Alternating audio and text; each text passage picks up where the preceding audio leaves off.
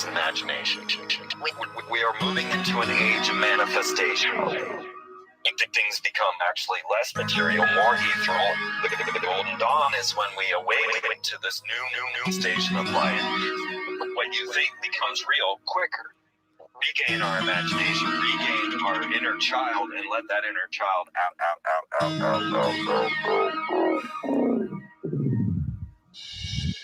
My name is Frank Castle, founding member of the music group Heist Click and New York City Neo Shaman.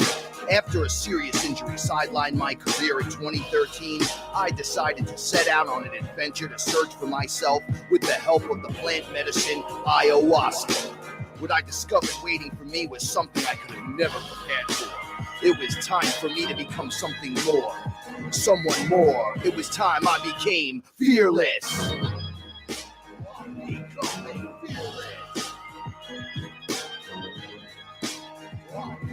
In the darkest of nights, gonna let my light shine as my heart beats a rhythm with space and time. When the light starts to shine inside your third eye, you awake to the knowledge that you never die.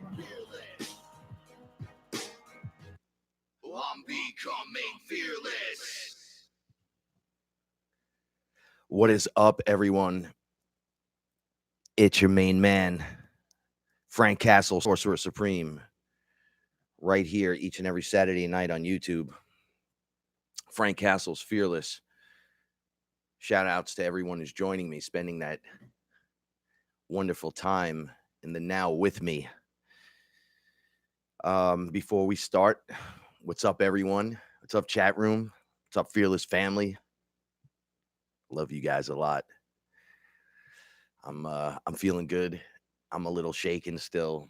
I'm gonna preface this with I went under a few times this week, and to play a little bit of a catch-up game, see what's happening. What am I missing? Wow. Most wonderful experiences. Like everything has its ups and downs and its ins and outs. I made it back and I'm okay.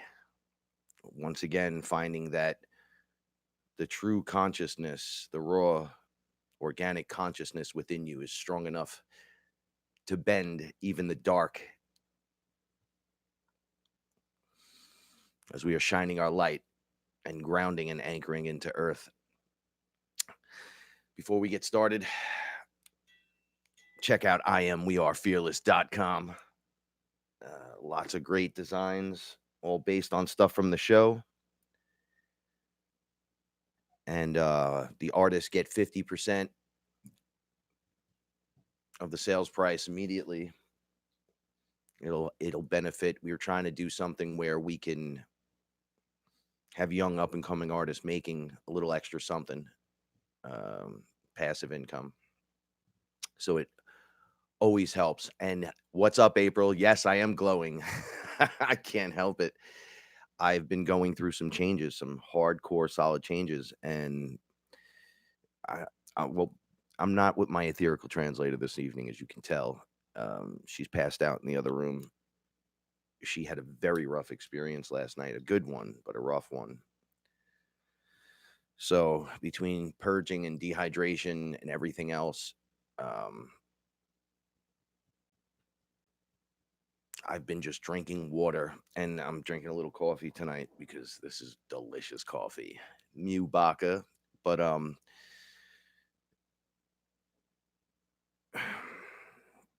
this really takes a lot out of you to go under, go in, to let the universe know, or to let your higher self know, however you want to figure this out and however you want to say it, that you want to know more. You are more. I know I'm more. I feel it. I feel there's something more. So what do we have to do? Well, you're going to have to walk through this fear. Then you're going to have to walk through this one. It's like, man, I still got fears at this point. And the answer is absolutely yes. We all have fears and a little bit of doubt, even on the high levels, only because at any time, anything can happen, right? So one of the wonderful things I was privileged to be part of is for the third time, I believe the third time in 3 weeks, I've been in the same room. So this room looks like it has the hologram walls, the holodeck. So if the hologram was off and you were just inside the room, there are those like grid lines in the room, and the walls weren't flat. They're like bent, almost like you're standing inside of a donut, but it's its own room, like almost like you're standing in a UFO. So there was this console screen in front of me, came right up. The light being was present. I mean, it was only light being stuff. And it's funny, when you're that,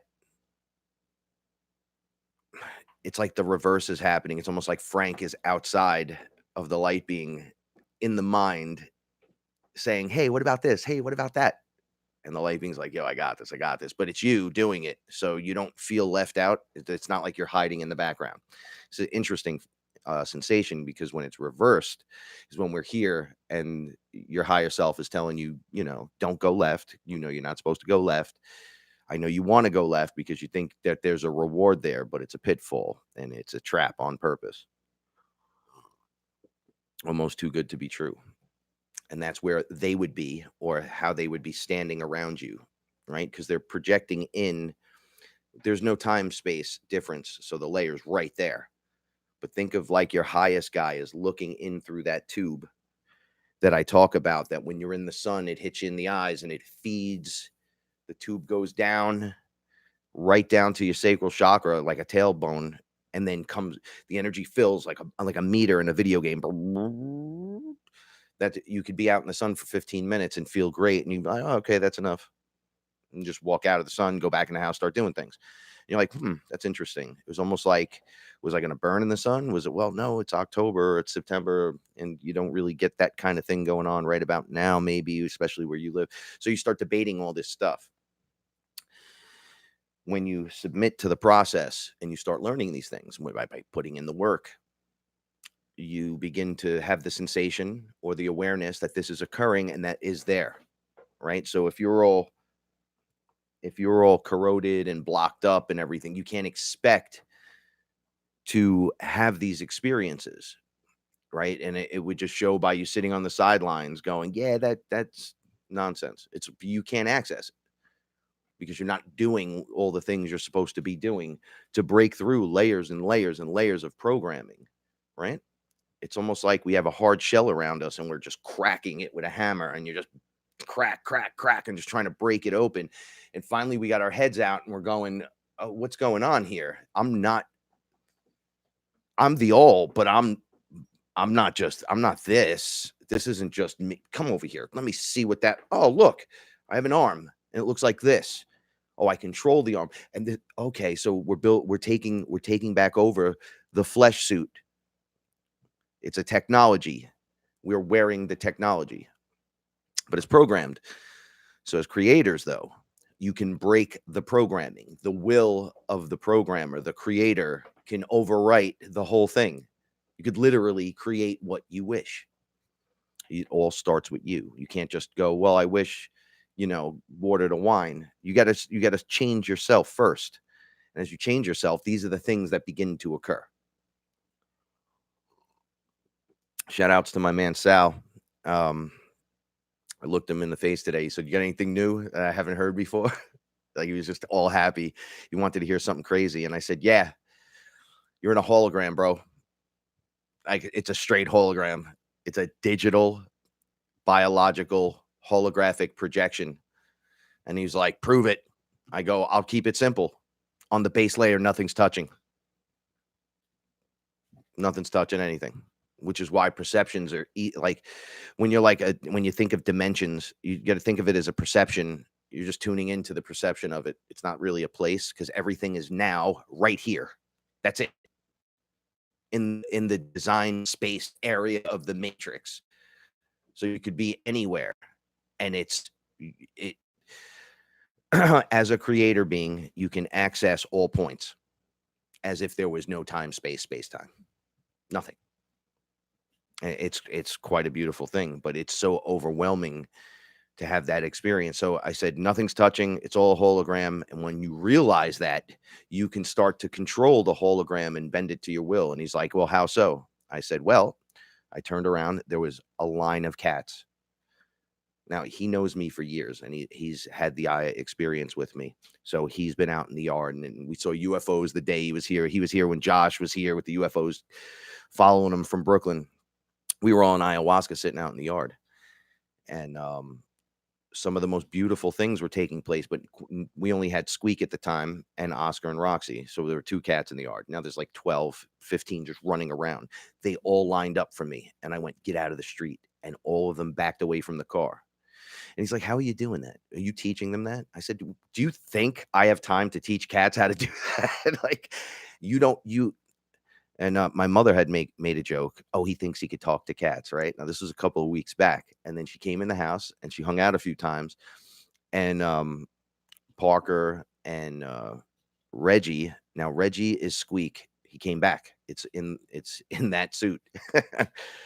And I just started talking to them, and they came over literally. And I was like, I want kisses today. I'm not coming to give you kisses today. You give me kisses. And each one of them came up to me, walked across the table, which you'll probably see them do in a few minutes. They're under my feet playing, and put their paws right here, and then just touch my face and then walk away and kind of sit right by my feet, actually. And she was like, whoa, what's going on? And I'm like, that's nothing. Watch this one. I rolled Reggie over, and she has the giant scar. We went with a really good doctor for the vet for the cat. We never really have problems with. She came back and she has this Frankenstein scar. And we sent 4 cats to the ASPCA. They're up and running that night. They were playing, and there was like a little line.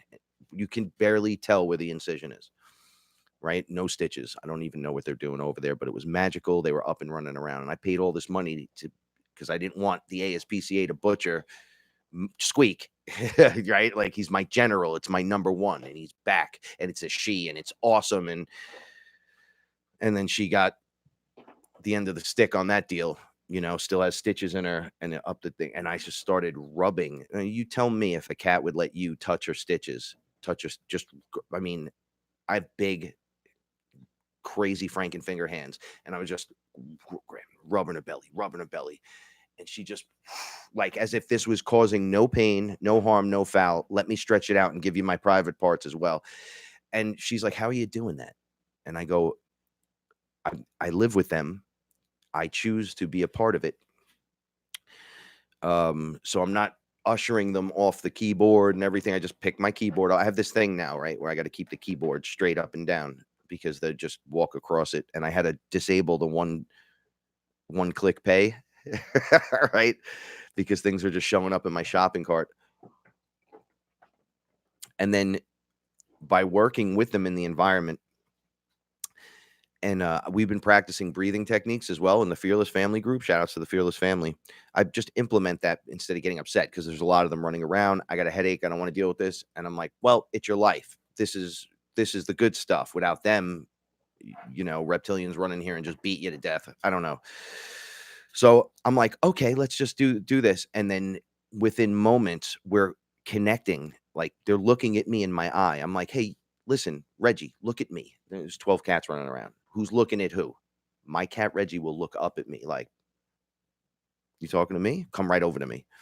If I go, Parker, come here. Parker just comes running up to me. Now, I'm not showing off. I'm not trying to.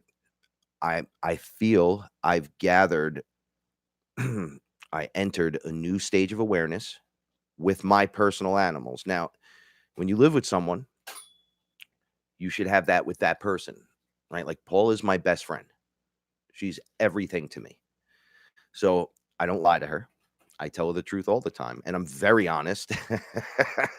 And she'll tell you, oh, he grabs me and does all this, says all this stuff.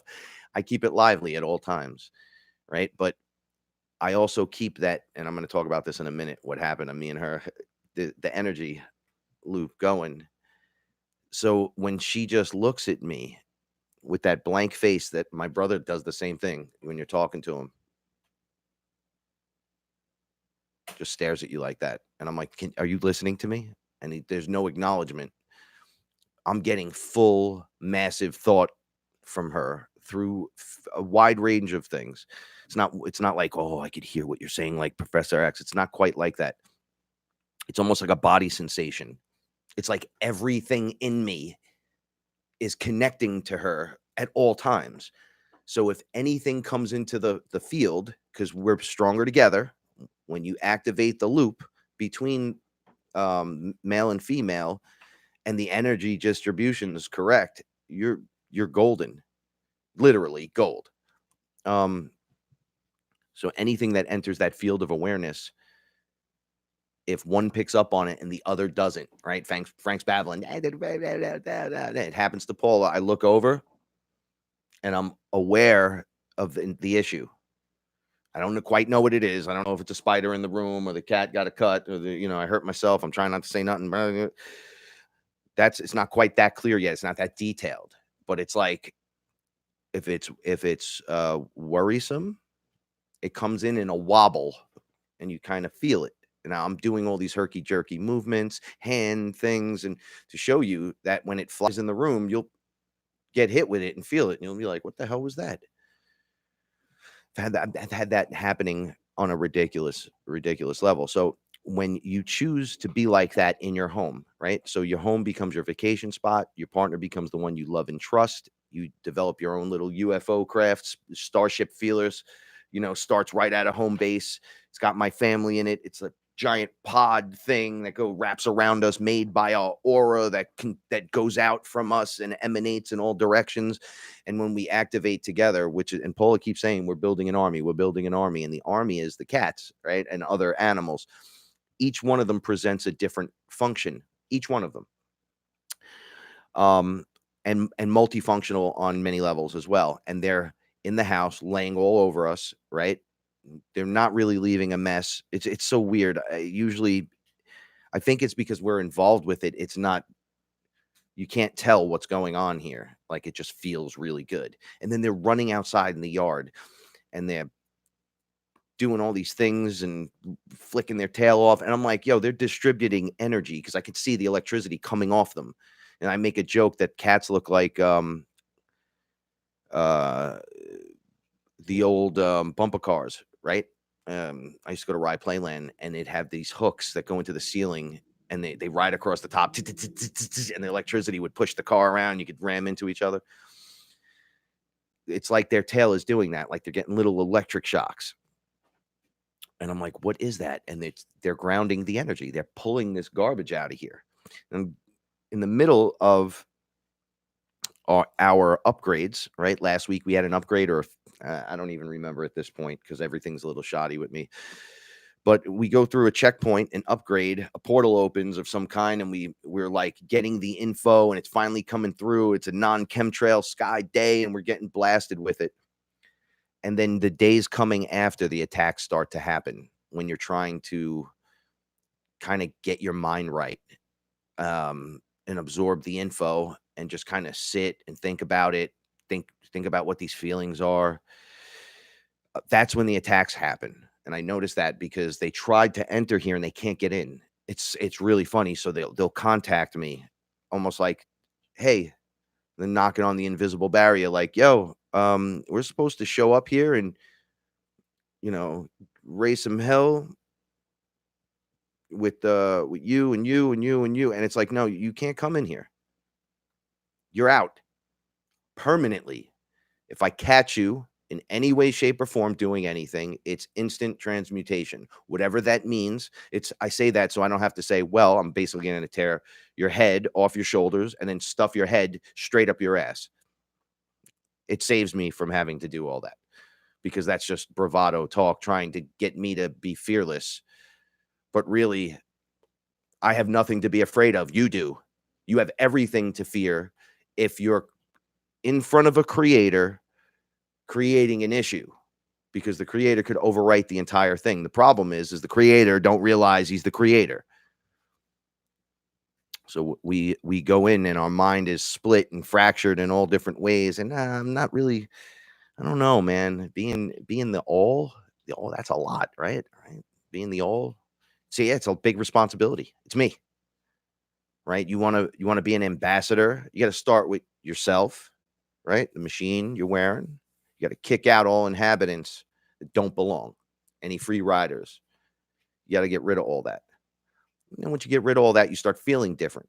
And from that feeling different, routines, old things, habits break, things change, everything whips up, and it creates a different atmosphere. So you can handle the same exact problem from a different position, from an elevated position.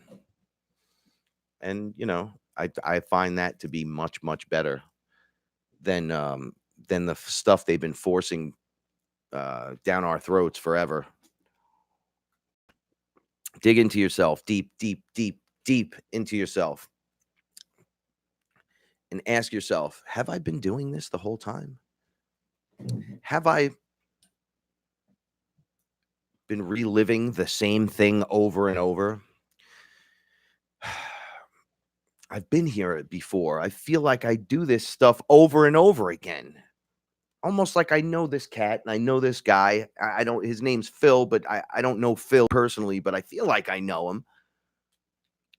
We're just being recycled in here. That was the great trick, right? Is to change something in the hologram and only allow us, as they switch DNA on and off, on and off, on and off, to see what's best. So we're not aware of it. It's all still happening right in front of you. It's an awareness level. So this kid asked me, Sal asked me, so when a reptilian came in the room with you, were you able to physically feel him? And I said, listen, this is a great question. I literally went over and touched them and didn't ask permission, which was probably a very stupid mistake. But I was thinking, how would you kill this thing? Right? But there was like 7 of them. So there's nothing I'm going to do personally. I was so young at this and so confused. But everyone in the room froze, and I didn't. It was because I've seen weird stuff like this. I was like, did this really just come in the room like that? So I walked right up to them, breathing in my face, and they had these herky-jerky movements with their neck, and they would look at each other and kind of jerk back and forth and then stop. And they were talking, though. So I just walked up to the one right in front of me, and I was like, is this thing there? And I was like, whoa. But I was thinking, as I was about to do that, I wonder if I took a gun and just shot this thing right now, would it even matter? Would it even work? Like, right? Like, it's all muscular. His arms were this thick. Picture my arm that thick with claws, but it's a hand and totally, it's like one of us, but just big and green with scales. I mean, for as outrageous as it sounds, when you're there, you're like, oh, I get it. So there's other things that are alive, but I had already seen other things that were way more crazier than that. But this was in the room with me, right? So I never try to touch anything in the room at this point. And the skin was so hard. I like stepped back like, whoa, right? So it said, don't ever do that again, right? It looked right at me. Don't ever do that again. If you have no permission, it crosses the line of in other words, they could do something to you if by you doing that. So if you're just like, oh, I love you, and you pet it and it punches you in your face, it could do that. It cannot, however, just run up to you and grab you, because it's a natural law. If you break this natural law, there are other beings, other consciousness kind of policing that stuff, right? They're watching for that. They're like, you cross that line means we can cross our line. That's why they use us as the chessboard pieces. That's how this game's played, right? So make yourself unusable to them. Give them less people on the board to work with. And then you'll see who's on the board with them. And you'll see that you're not only not on the board anymore, you can change the outcome and the aspects of anything on the board. They say, well, it's the game. And you say, well, I'm not playing the game. I'm not here to play. It's like, well, you're on the board. It's like, no, well, the board belongs to me. Literally, if you're the creator, and we are, it belongs to us. Literally, you're made up of me. So game over. Now, granted, everything's connected, but not everyone's a creator. I tell this to people all the time. Not everybody in the bodies are who they appear to be. So it's pretty crazy. But yes, I touched this thing, and I stepped back, And I freaked out because when they address you directly, they all like look in and doing their little, and I'm like, I got nothing. I guess this is it then. And they were like, no, we're not. We don't cross that line. Like we're watchers, they called themselves. And I said, wow, so a bullet wouldn't work on you. And it just looked at me like, are you crazy? I said, I can feel, this is the conversation I was having because I didn't know what to talk to it about, right? Well, get out of here. I'm not going to do that. I said, wow, I could feel your energy just emanating off you, how strong you are, like ridiculously. And they said the 7 of us could take the whole area. We were in Florida with swords and shields, like a regular sword and shield.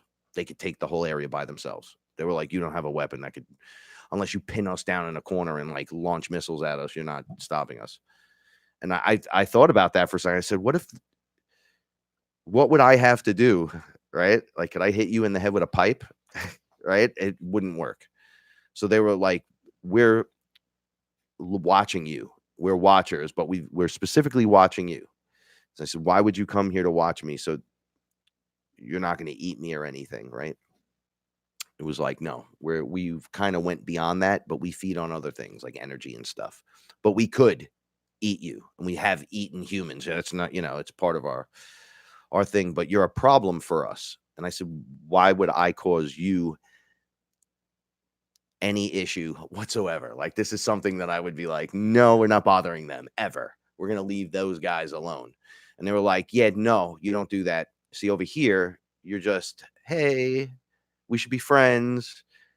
We should all get along, right? But over here, you show up as a monstrous problem. And I said, well, wouldn't it be better then if we just worked together and became friends? I would love to have a couple of you guys to hang out with, get to know you. I don't know what else to say to beings. I have nothing. If you're not aware it exists and then you see it and it's right in your face, you're like, oh, okay. The conversation changes from everybody gets calm real quick if they're not like just running for the door, and there's no place to run because they'll tell you straight, wait till you realize the walls and the floors aren't even real. Everything is just a hologram. That's why they came through the window, right? They just came through the window. So this is what freaked me out. I said, oh, are you etheric? Like, I was wondering to them, is this a hallucination? But everyone's seeing it, and we've experienced, a whole bunch of us experienced the same thing at the same time. So, but it was too real. So when I touched them and I went through that whole process, I was like, how did you guys get through the window? Right? Like, what are you using to get through? And they're like, it don't exist. I go, yeah, but you guys just like flew in, like you weren't walking. That's why I thought it was etherical. And they're like, look, we can leave our bodies like you do with ayahuasca. We don't need ayahuasca to do it, right? And then when we connect, so if we show up here and appear, we're just as real. We're hitting that frequency, that dimension frequency, and then everyone can touch each other. So when the kid was asking me today, did you touch one of them? I was like, oh yeah, that's one of the first things I did. I had to see is this real, or how bad is Aya screwing with me that this could actually happen, right? And through all the times I've dealt with this, that was the least problematic time I've had with them. It was actually quite pleasurable. Being what I am now, I would have had a complete different conversation with them. It would have been very more interesting, not very like little kid like, hey, what's up? You eating me? It would be something completely different. And they're like talking to me about technology mixed with what we call magic, right? They're like, well, consciousness, that's how they put it. It wasn't magic. It was like when you mix your consciousness with the tech, you can do other things. We don't need all this other stuff. And they were very arrogant about it. So when I said we should be friends, right? It would be great. They were like, do you make friends with the cow that you eat? That's what he said to me. And I was like, what? They're like, you eat meat, right? I was like, yeah, I eat meat. And he was like, do you make friends with the things you eat? And I'm like, oh, it's like that. right? I pick up on it quick. I'm like, okay, so there's a boundary here. We're not sending Christmas cards this year. I'm assuming if I see you, you see me, I should just kind of go the other way. But then I was like, so you're not going to actually do nothing to me, are you? They were like, nope. I was like, you trying to scare me? They're like, you tell me, is it working? Are you scared? And I was like, no, not if you're not going to do anything to me, but I can't make you leave. See, little did I know is you can make them leave. At that time, I had no clue. And as time went on, the different happenings, different experiences with them. I've had them come up on my front lawn 12 in the afternoon and just go for it. Right. I've had them walk into my home. I live on a ley line, right? So certain times of the year, it's almost like places are lining up, frequencies kind of meld a little bit, and you can see something else around you, just kind of phasing in and out for a little bit. And every year, there's this strip where these reptilians are walking on some kind of, they're working for sure, but it's like a pilgrimage that they're just walking, and all I see is the road they're on, but it goes right through the home, and they'll come through and not say anything. And if there's bigger ones and there's smaller ones, and the smaller ones are running the bigger ones, which is weird. And they're like, don't pay any attention to him. If they see you, they won't talk to you. They'll be like, no, no, no. Paula will tell you, I was doing the dishes once during the first time I figured this stuff out, and I heard behind me as I was doing dishes, I was meditating, singing, doing my thing. I heard, hey, you touch him, see what he does. So I was like, what was that? Like I just heard that behind me. So I look and there's nothing there. So then the guy's like, I hear them talking. He's like, all right, I'll do it. And then we'll sit back and we'll see what he does. And I just turned around and I closed my eyes, and there was, as I was opening them, there was like, it was like right there, like a haze in the friggin' highway when it's hot. And I'm like, I can see you. And they were like, oh, they backed up and like stood against the wall behind them or something, and then froze. And they were like, he can see us. And I'm like, I'm looking right at you and I could hear you. And they were like, oh, I was like, don't touch me. I have a rule about that. No touching. I've gotten thrown around before. Right. So I don't appreciate anyone just running up on me. Now I understand why the reptilian wouldn't want me to touch him. He doesn't honestly know what I'm capable of. He's there to scare me or talk smack to me. But what if I was in full creator mode? Would they know? Would I be able to fool them? Would I actually be able to do something so intense? Well, I'll tell you this. One of the things I've learned is you saying no, right? No, leave. Contract denied, right? Entry denied. They'll go for it again, and you get back. And the third time you say it, it's a wrap. Something comes out, right? If they're breaking that law and you're aware of it, something happens with you that it can't stay. I've seen it happen so many times. When I got attacked in the house, there were military guys in here, right? And whatever, they were using a frequency weapon.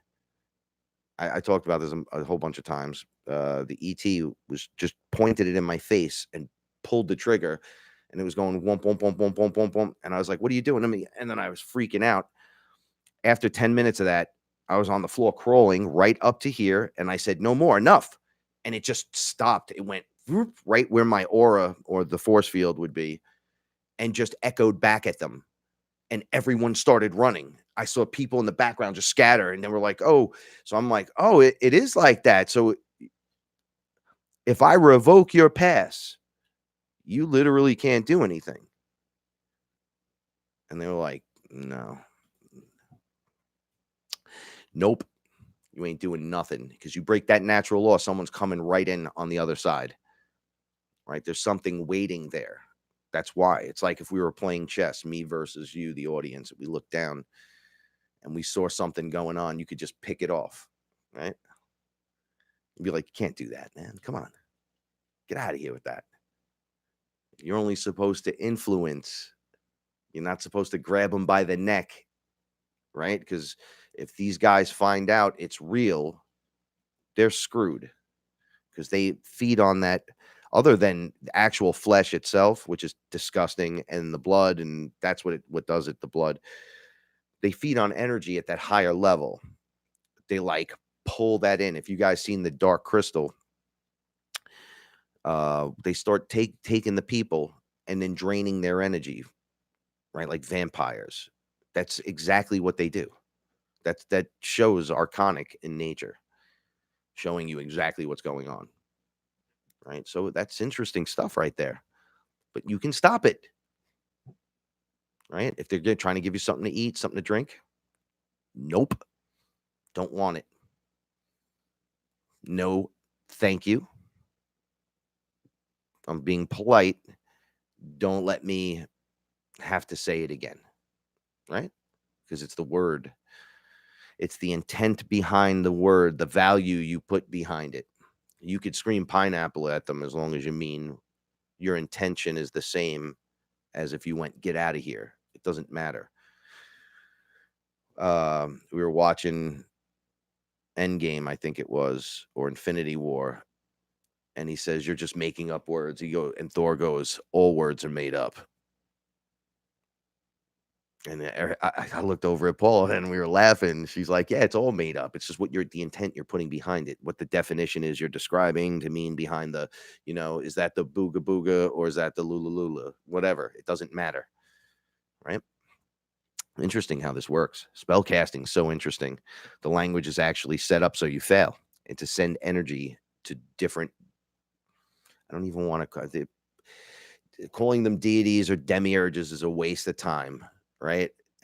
Because on that level, they're like, oh, I'm this. And I'm like, well,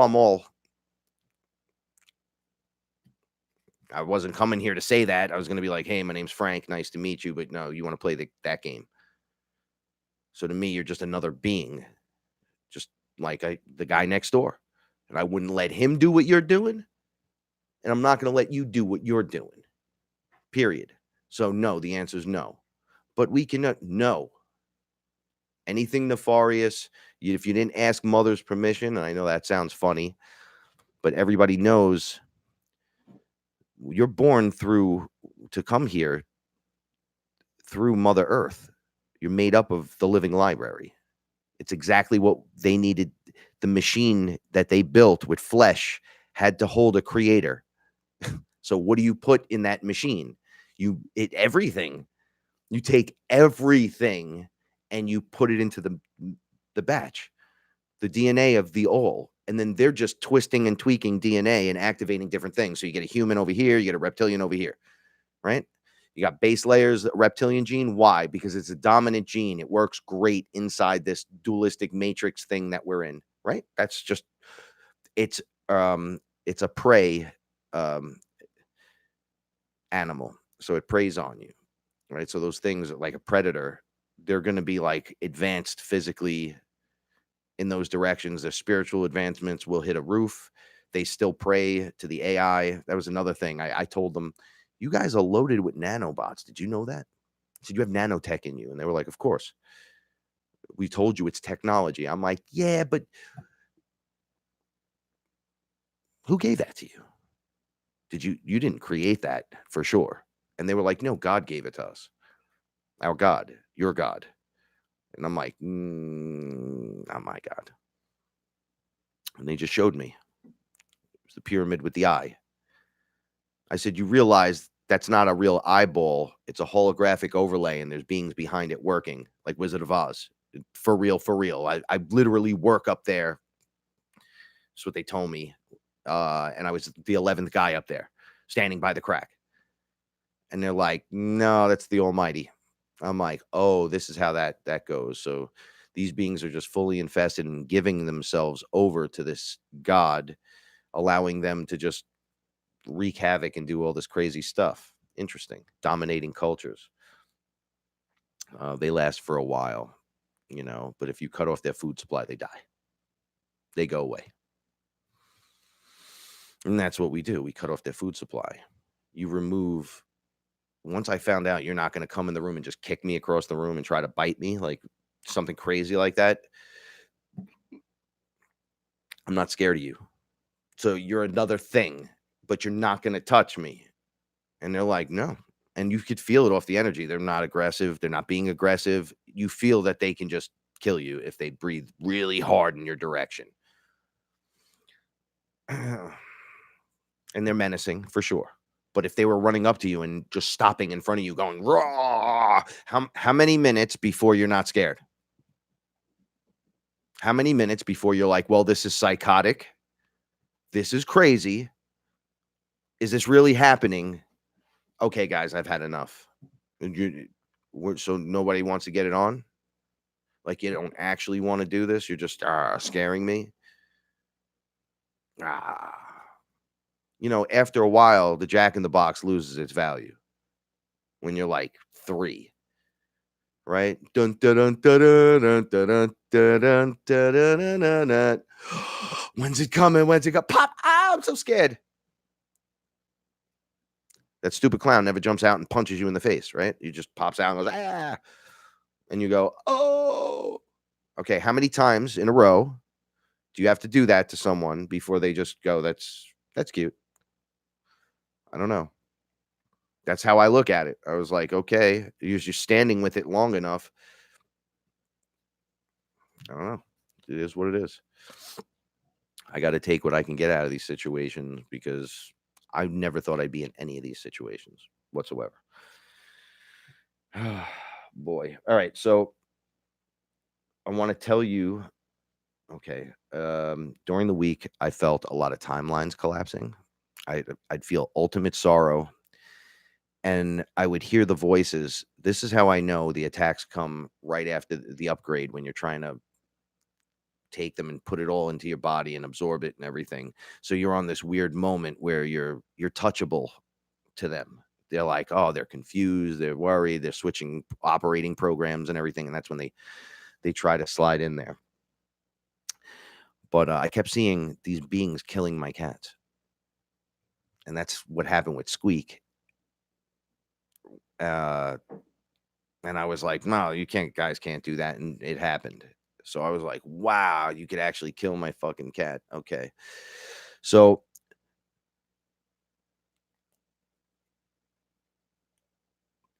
I started going, you know what? I don't want to see this stuff. I literally don't want to see it anymore.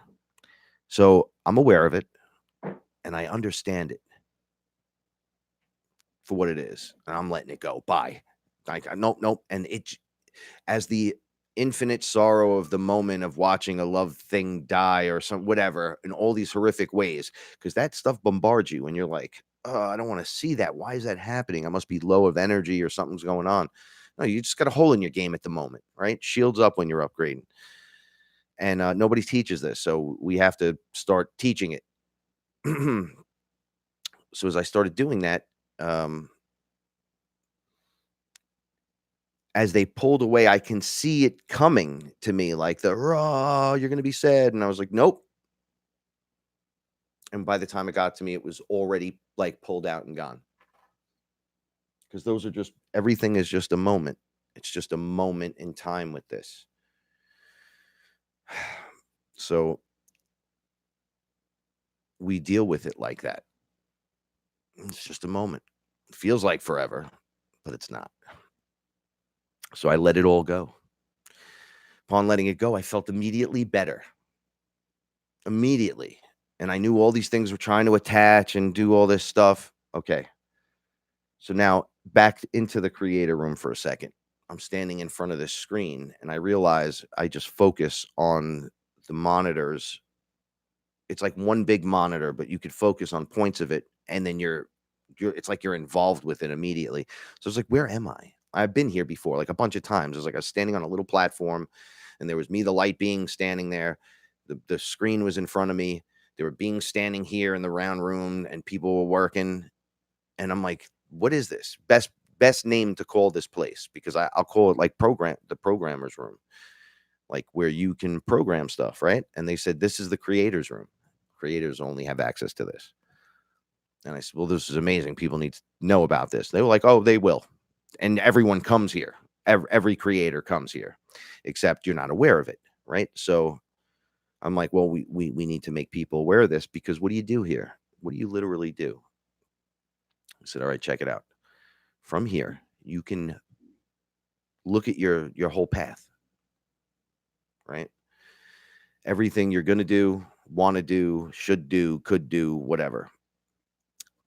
And you can choose, nope, don't want this, nope, already did that. And you just slide it in. So I'm watching the screen with all this stuff, and I'm like, oh, what's a lot of decisions right there? And they're like, well, we'll make it easy for you. Just take a look at the screen, watch the screen. And I saw it looked like Google Maps almost. And my character was going throughout life. And I saw where it was rocky, roady, and terrible. And I saw where it was infinitely glorious, right? And I'm like, okay, so the object is to get the light being on the board. Am I correct? They're like, well, yeah, it's to evolve through the programming. So yes, the light being transformation. So I'm like, okay, so then get this out of here, get this out of here. Nope, nope, nope, nope. Things were flying in off the board. Like, okay, well, if you go here, this is going to show up and do this. And I'm like, nope, this. So I just planned out, I don't even know how long, right to the end. And the end is glorious. It's not even it's like no death thing. And I don't know, I can't explain it. But once you do that, then you got to come here and remember that. You'll get the feelings, you'll get like a spider sense on where you should be, where you shouldn't be. And, it's your awareness level. But now that you have higher awareness, you're just standing in this room. So now when you're out on the field, I don't remember what street, what time, what number, which way, but I know that I'm aware, right? So I know I can listen to the big guy. The big guy only wants me and him to just break through the cement block and build what we desire as the programmer. I know this sounds absolutely nuts, but it's not. I'm sorry. There's a reality that is upon us, that has always been here, that we are completely unaware of. And things like death, and saying death is like a final death, or meanwhile, we're just repeating cycles. Why? Because we're invincible. We're truly invulnerable. We're everlasting. We're infinite souls. So what would you do after you just get rid of that human shell? Like you're throwing out your old cell phone, right? Or you're handing it back in. It goes back to the place, grounds it up. Maybe they make another phone with it, right? And then you pop right back in. Now, they're not supposed to be forcing you to do that. And that's where we're trapped in that infinite loop cycle. That's why the more things change, the more they stay the same. Why? Because someone has had their finger on that button for specifically a long time, and we've been stuck in a loop, and we're breaking free of this loop and this cycle. For those of you that listen to Ra on Eye of Ra on Truth Frequency, he's on before us. He was discussing things like that. It's just so interesting. That's Merlin. We got all kinds of things going on around here. So seeing all the choices, I became overwhelmed, right? And then I said, how do I know? Because some of the letters were like, I could choose to go to the store, and then store would be lit up. And I'm like, oh, I must need to go to the store. Like it's lighting up like a good colors. Oh yeah, we should go here and do that. And that's a metaphor for every different thing. And they were like, you already made the other choices. It's your awareness of it. Now, this is where it, for all this fun and knowledge, is the heartbreak. Realizing this. And all right, so I was then seeing all my choices laid out in front of me. Every choice. And then I seen choices just falling off the board. Almost like did them. And as I'm watching the screen, all I see is my death, my death, my death, my death, my death, my reborn death, reborn death, reborn death, going down all these paths and choices. And I'm like, wow, what are you doing? What are you doing? So I had to sit down, right? So as the light being, I sat down, and I was like, this is psychotic, what you're doing. And they're like, no, this is what you do. We're like helping you. So I'm like, what do you mean? They're like, well, you guys are system busters, right? So think of the system and think of breaking it. How would you break a system? I'm like, okay, well, how would you break a lock? You could break the lock by clipping the lock. You can, if it has numbers, you can try every combination of the numbers and the values. If it has a handprint scanner, use the handprint. They're like, exactly. So you guys go in and you overcome the programming layers and you try every combination. And I was like, well, that's interesting. So they bring up a screen on the screen. And I've talked about this before. Like, it was a black screen. And then it was like all our consciousnesses were born onto the screen, and we go to do something and we get, I mean, just a smidgen, like a piece of an inch, just a tiny piece. And then your character's killed. But where that character made the line in the darkness is starting to get light. Right. So then I just saw rushing waves of consciousness. And then they would run into this black screen from all different directions and all different angles. And they would just die off and get murdered, killed. They didn't know what they were doing. We don't even know what we're doing here. Da, da, da, da, da. But every time you went in, that little slither of that inch was light. No more on the dark screen. So now you're starting to see blotches of white and spots lighten up. And I'm like, what are you doing? And they're like, you guys rush the system wall and throw yourselves into this, right? And you do every combination as if a computer was checking all combinations to break this lock, like a quantum computer breaking, finding everything. So they were like, are you all right? I was going to throw up right there. I said, I just watched an infinite amount of myself and everyone else here dying. Now we're just living life, so we don't even realize this stuff's going on. But on the high level, the planet made a call to us. So the darkness was the new palette, the matrix around the planet, right?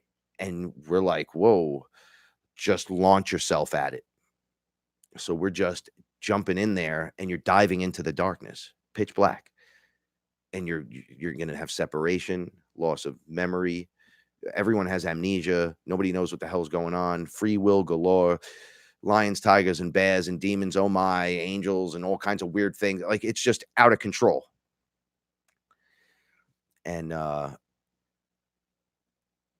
right, so the combinations keep going, and then I saw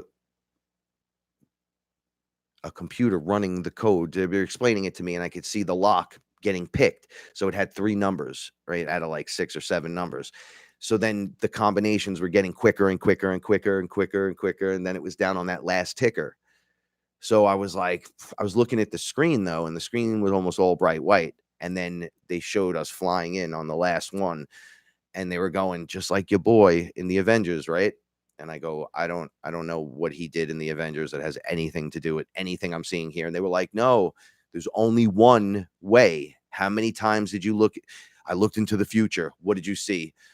I saw every time we played out this scenario, every single time. Well, how many times was that? He's like 4,700,000 and whatever. So they're like, well, how many times did we win? And he goes, 1. And if I tell you, it won't happen. And you're like, oh, that sounds perfectly great. Let's do it. Let's go do it. And we went and did it. And that countdown and that combination went off, and it said 1. And then I went, wait a second, where's the 0? Like, we didn't, they're like, you're about to do it, go. And then I was in it, and it was me again.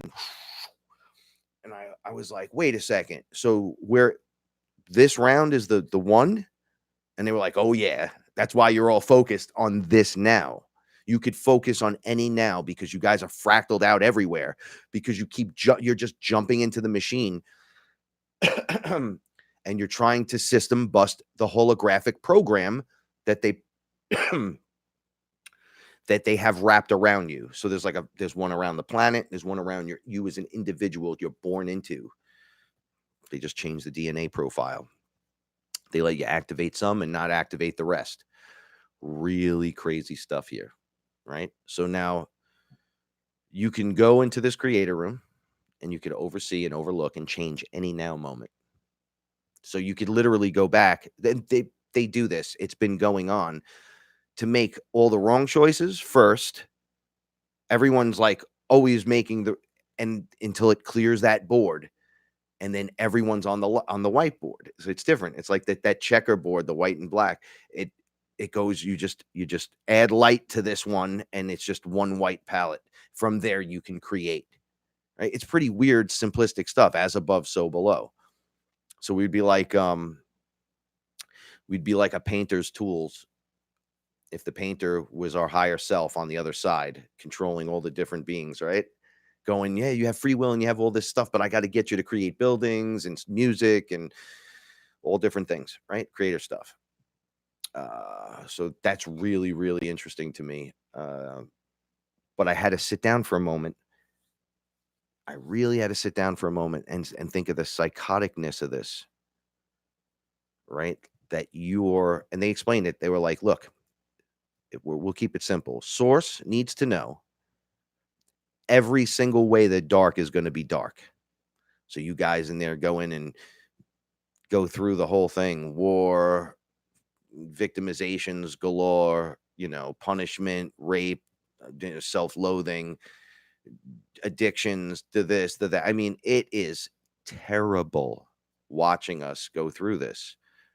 And then as you're going and that counter's kicking down and your focus goes on to the one, you start healing immediately. So it's like, as you're like, oh man, I'm like Swiss cheese from every event. It's like all your fractals start returning with all the information that you gathered from the whole time, because it's you that's actually source. It's you, the creator. So it comes flooding back, and now you're like, oh, that's why it's not a game to us. We could just take the board. You could just shake everyone off it. You could go no board, and there's just no place for you to play. There's only my palette to work on, my space, my sacred energy. We stop allowing things in there. We start to change our own destiny to work within whatever programming we're doing in the creator room. Now, knowing this, I want you guys to science this, you girls to science this. Go and do this, right? Go in your dreams, in your meditations, to the room and be like, look, who's helping me? I'm here to help myself. What do I do? Where's the screen? Where's the this? I like walk around, do it, go there, think about it, right? Get in touch with it. Breathe in through your nose, out through your mouth for like 3 minutes. What do you have to lose but 3 minutes that you'd have wasted on what? Another video where you heard the same exact thing come out of someone else. It's out of the guy that you like. And then you're like, oh, I wonder who else is saying it too. And you're just wasting time jumping around. You could have spent 3 minutes upgrading your entire system to just get the gnosis yourself. Oh, is Frank full of shit? I don't know. Let me feel him out. Boom, boom, boom, boom, boom, boom, boom, boom, whatever that is to you. And you go, is he riding the right frequency? Is he telling the truth? Well, I don't know. It feels like he is. I think I believe it. I gotta feel it out for myself though. So now he said, go to the room. You can go to the room. You can, and you're breathing and you're trying. Boom, someone's going to show up there, and now we have another teacher, someone else that can explain it from their perspective, right? It becomes a beautiful thing. We're never taught any of this, so how are we supposed to know, right? All right, I'm going to take a 2-minute break, and I'm going to replay the intro, get coffee, use the restroom, and I'll be back. I got a bunch of stuff to talk to you guys about. When you finally boil it all down, magic is imagination. We are moving into an age of manifestation. Things become actually less material, more ethereal. The golden dawn is when we awaken to this new station of life. What you think becomes real quicker. Regain our imagination, regain our inner child, and let that inner child out.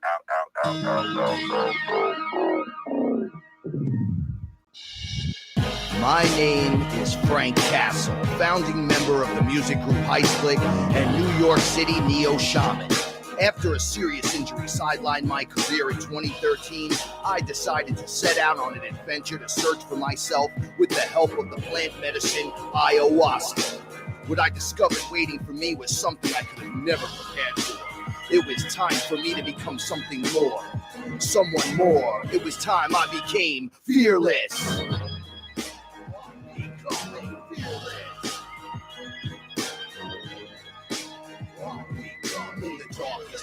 Gonna let my light shine as my heart beats a rhythm with space and time. When the light starts to shine inside your third eye, you will that you never die. I'm becoming fearless. Wow, that was perfect timing for that. Just the right amount of time to clear the air.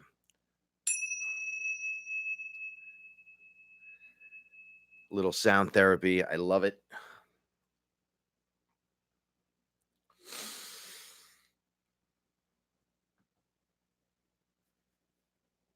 Take the time for yourself. It's really, really, really important for the things that make you happy, for what makes you feel good, for what you enjoy.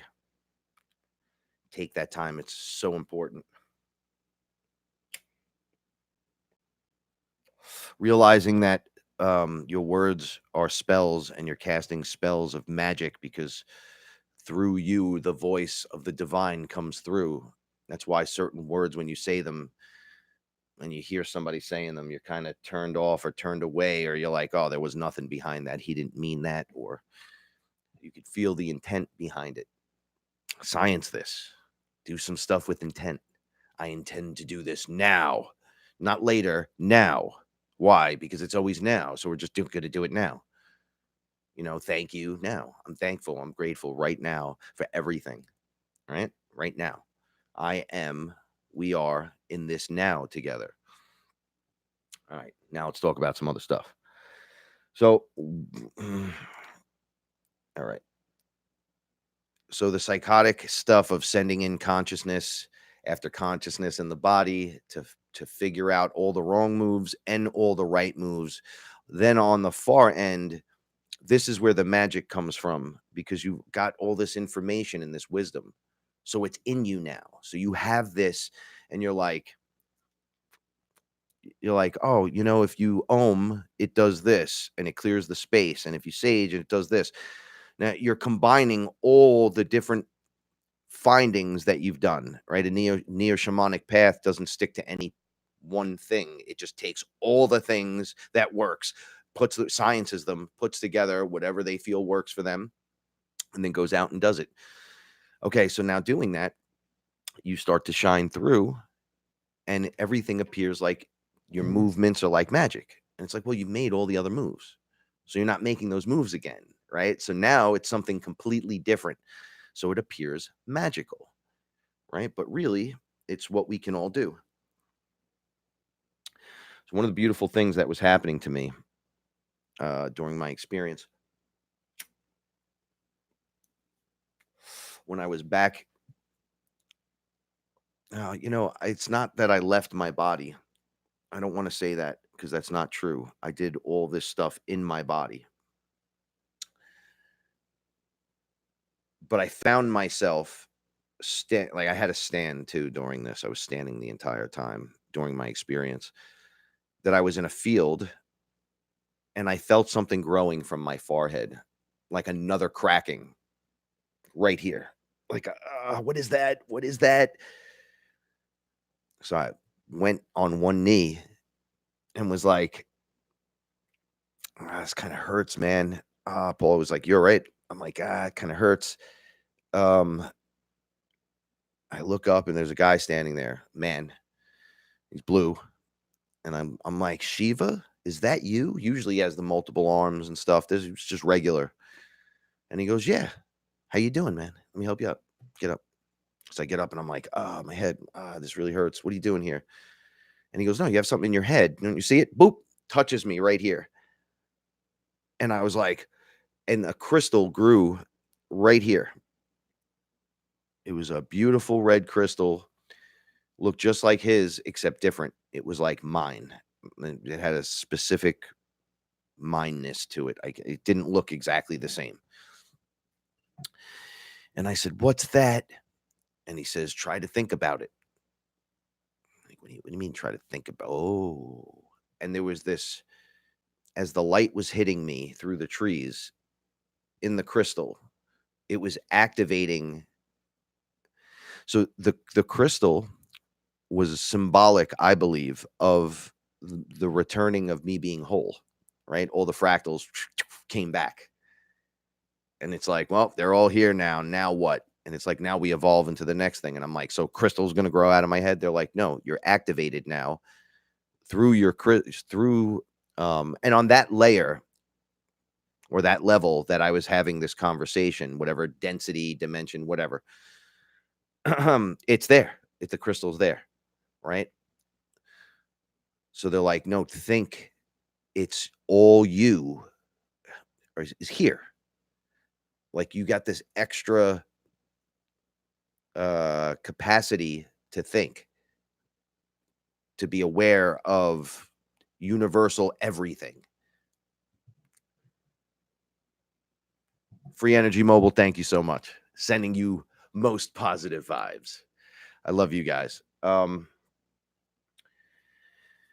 So I started thinking about stuff, and I had memories of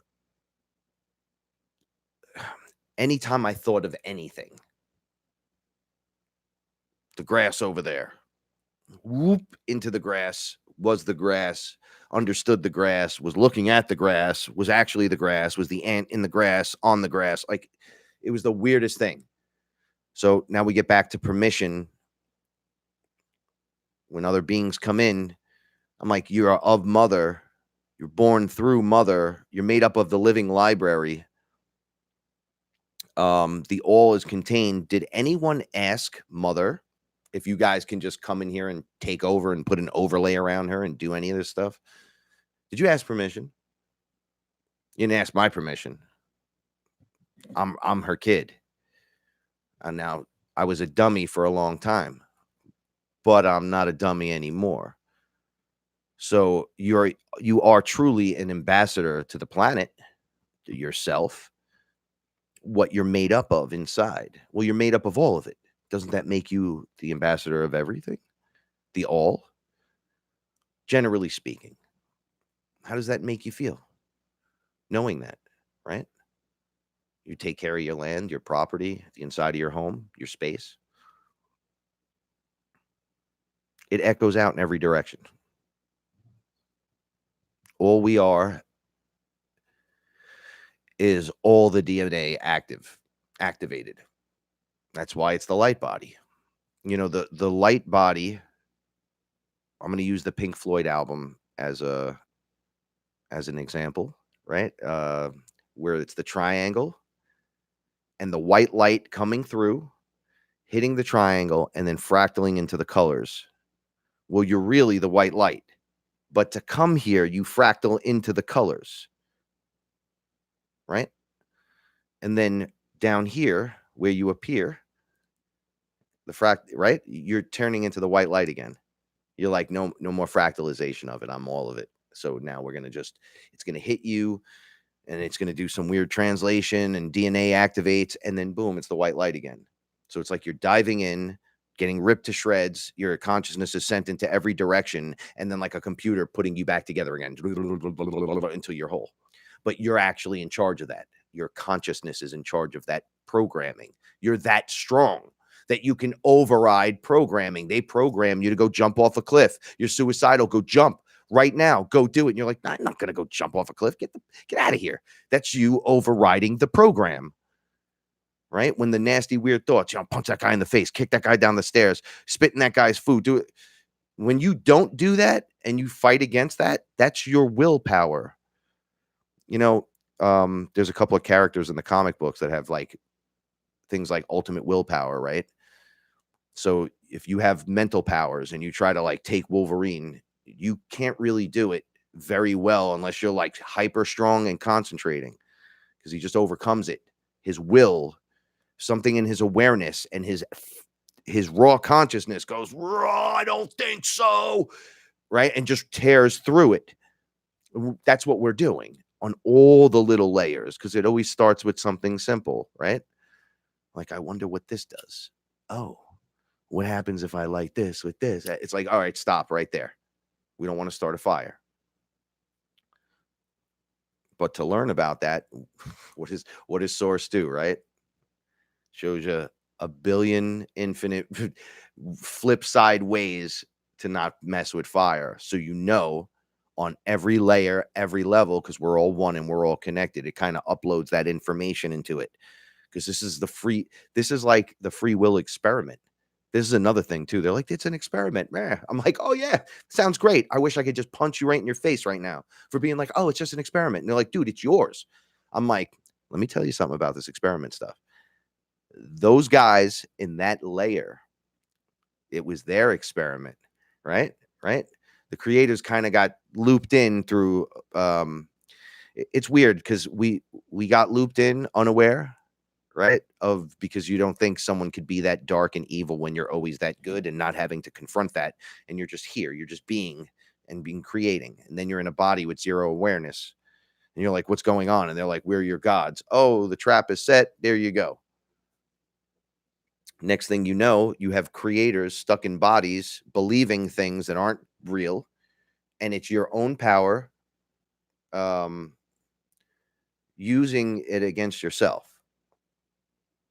That's how strong you are, that only you can defeat you. And you don't even defeat you. It just kind of puts you off to the side in different ways. Because this is one giant learning experiment. I'm like, well, we had to come in here and cancel the experiment, sort of, because it's way completely out of control. All the systems are defeated and beaten. The karma wheel is broke, right? Like, you're not because of the dark magic and everything. It's just too much has been offset and pushed to one way, and you're never going to absolve all that, right? You know how you get rid of that stuff? You meditate. I do this under Aya. I do it under meditation. I go back to a place where I'm like, let's go to a ritual they did back in the beginning and ruin it. Let's ruin their ritual so it can't echo forward into like if you tear a page out of the book and they're supposed to say something correctly, right? Then I'll just make it pineapple, make the word or whatever. I'm just using examples. Kick over the cup of blood. Don't let him drink it. Have the guy that's about to do something, he hiccups, farts, shits himself, finds himself in the other room. Time's up. You kind of ruined it because it has to be perfect every time. They have to do it perfectly every time, exactly, or else the karma, the block, because that's what it's doing. It's just keeping a block of the karma up. So as you practice dark magic, it keeps everything back so you can get the power from the dark that rises up from underneath. And then you're like, oh, I'm so powerful. And meanwhile, the light, if you're of the light, right, you already are that powerful, but you're lost being in these bodies. So you think you need gods and masters and all kinds of bullshit. You don't need any of that. You don't need to go anywhere and do anything outside of going inside yourself and handling your business. You really don't. If you have a purpose and stuff, that's your personal thing.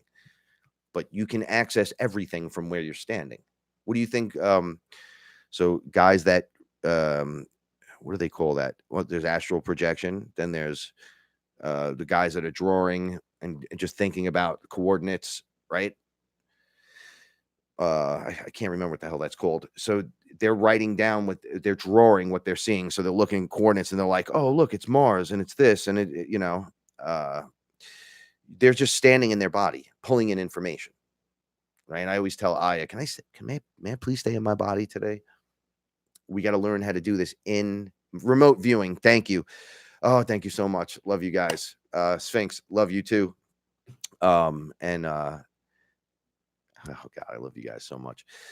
So we choose to use all other things in this realm, and everything's mixed in all at the same time, and everything's just going. And everyone thinks I got to be part of this chaos and go here and go there and touch this and activate that. And you could literally sit in your yard in the sun and do all that. You go to your fractal that does it. There's a part of you that already did it. The one that you're thinking of that's walking across and then walking up to the whatever building or pyramid or whatever, touching stuff and doing things. You could just do that from the comfort of your home. You don't physically ever need to do that. All you're doing is bending the frequency. And then when you get to the higher frequency and you can see yourself actually doing it and touching it, you get all of that instantly. It's instant. It's thought. We're the fastest things ever, right? It doesn't matter how fast everyone is, how this, that, the other thing. You can do anything.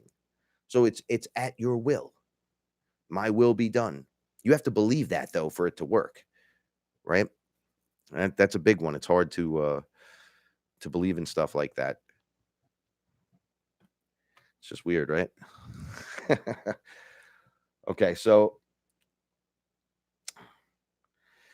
oh yeah. Sorry, I'm going over my notes. One of the things that was really awkward, I laid in bed after my first experience and I was doing my head was activated, womp, womp, womp, womp, womp, womp. And I was like, okay, this is interesting. So I laid there and I'm seeing everything. As I close my eyes, it's like the golden room. It wasn't a room. It was like an area. I guess what this area is up there, because it's just overlays on top of one another. And I'm like, this is wonderful. This is wonderful. And this portal opens. It like took over my vision. And I go, am I seeing like a dark background with a giant circle? And then it would open. And there was this, I thought I was going to shoot out into hyperspace, but it didn't happen. It was like the wormhole was wiggling, wiggling, wiggling. And then it connected. And right above me, I saw me, Paula, my mother. I saw Kadu. My cat isn't a cat. It's a guy. It's a man cat that hangs out with me. I can't explain it. It's a being that looks like a real cat person. And they were all looking in like, hi, hi. Hey, you see us, right? And I'm like, wow, I'm not even going to be able to get any rest today. I go, this is pretty cool, but you guys are right there. And they're like, uh-huh, we're right here. And I go, wait, you're like really close. Like I could reach out and touch you. And they're like, this is all this overlay is just going to overlay the whole system. Right. So it, instead of destruction, old ways and patterns fall apart. And then this new system of belief and all the stuff that we want, right? All the stuff that we want to create, all the places as a collective consciousness we want to bring us to rise falls around us, and we start creating like the doozers, right? It's like you don't really see it, but you feel it. You're like, oh, I look at this place, I know we could build a horse ranch. Why? I don't know, but I feel it in my heart. Well, it's because on the other side, it's already built and it's the overlays coming, and then you go into whatever your magic is and you get the place built, right? Because it's not just magic happens, right? We're in a place where you have to translate that. So there's a little hard work involved. There's the thought, thinking on it, the manifestation of it, setting up the procedures, whatever people you need to call or concentrate on. And there's a whole system of how it works, right? But you're like, what is with everyone that's successful where I'm not successful? What are they doing that I'm not doing? And you ask these people and they'll tell you, I see what's going on. I see it. And I just go and implement it piece by piece, structure by structure. And a lot of these people, like, I have no clue what I'm doing, right? I just know I had to get a lawyer. I had to get a construction guy. I got to get an electrician. I got to get sewers. I got to get horses, right? Because we want the horses. It's a horse, right? So you just keep putting forth to that. And then one day you wake up on the ranch and you're like, wow, I got horses. I'm in the Bronx. And it's like, well, you built that. And it's like, yeah, I created it. Now, the further we move this from here in space time to here, that's where the instantaneous stuff happens up there. So I'm not going to be one that tells you, yeah, well, up there you could just horse ranch. We got a horse ranch. I guess we'll find out, right?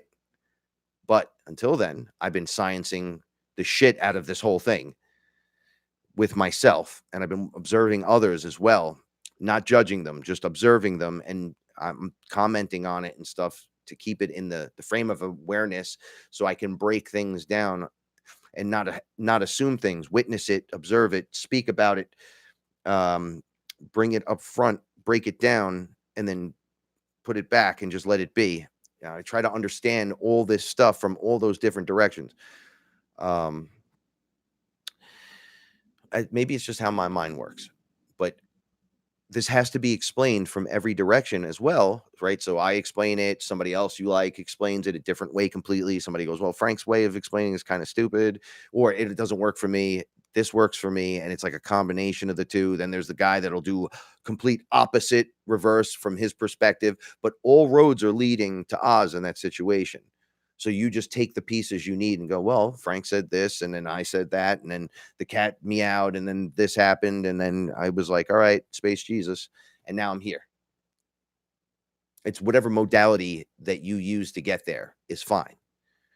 So like one of the things that was happening, I was channeling, and I don't channel, like they don't come through me. They're if somebody has something to say, they just say it. And I'm just like, all right, hold on. And I'm like a translator. I'll just hear what you just say, hey, did you have a nice day today? Did you have a nice day? Oh, yes, yes, I had a nice day. I had a nice day. They could hear you. Oh, okay. So then is this going on with this? Yes, yes, and no, and back and forth. I've been doing this for a couple of weeks now. It's been really weird, but you can just bring in whoever it is you need. Come here. Come here. Come say hello. Come say hello. Parker. Parker, say what's up. Give me my mic back. Yeah, so all right, let's keep it going. So now all this information I'm finding now is in everything. Now I've said this over and over again. I've heard others say this over and over again. The information is being given to us in every layer. So things like technology that we've had that nobody knows about, but everyone knows about, right? Like spaceships that we know they're flying around out there. And well, before they do that, they come out with Star Trek. They have to show it to you. They got to get you in this seeing is believing type situation. And then you're just like, oh, okay, that was a good movie, science fiction. And then on the flip, that was them telling you, we're doing it, we got it.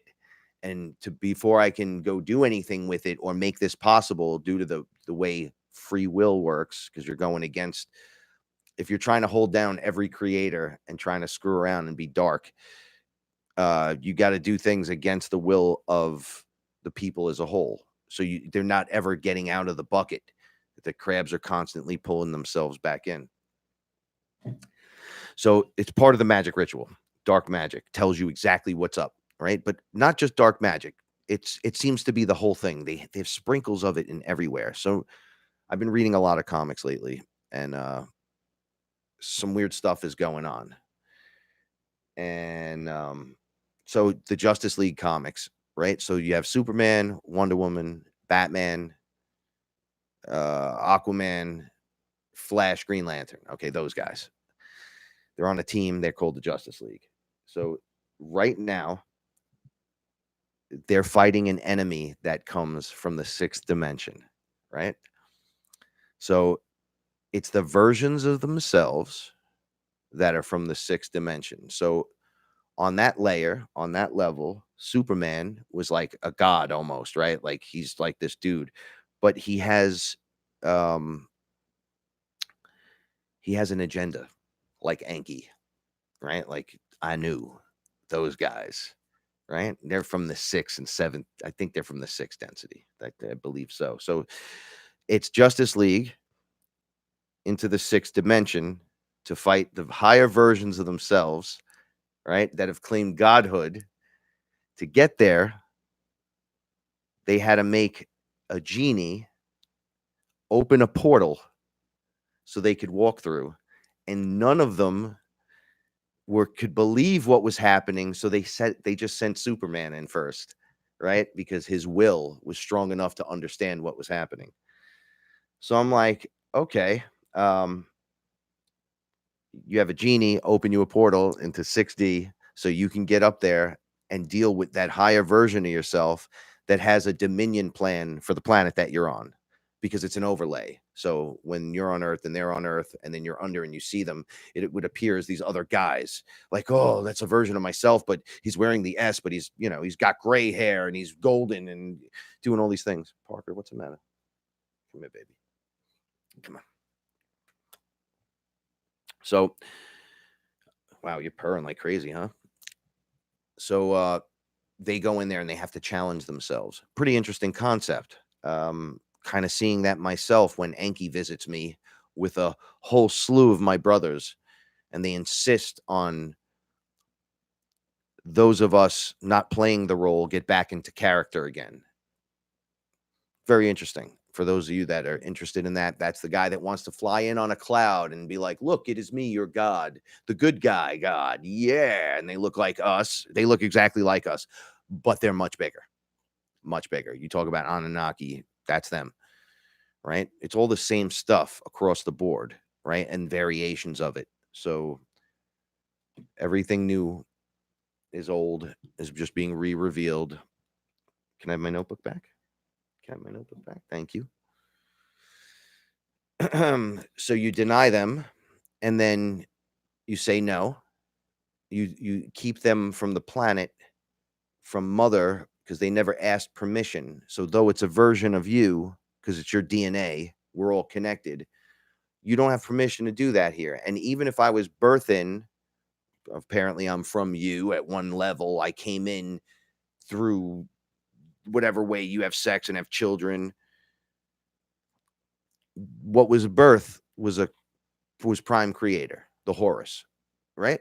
So now I'm glowing and everyone's not glowing, but you're in war armor and I'm standing naked. And you're telling me to get on board because why? You're the Yankee. It's you.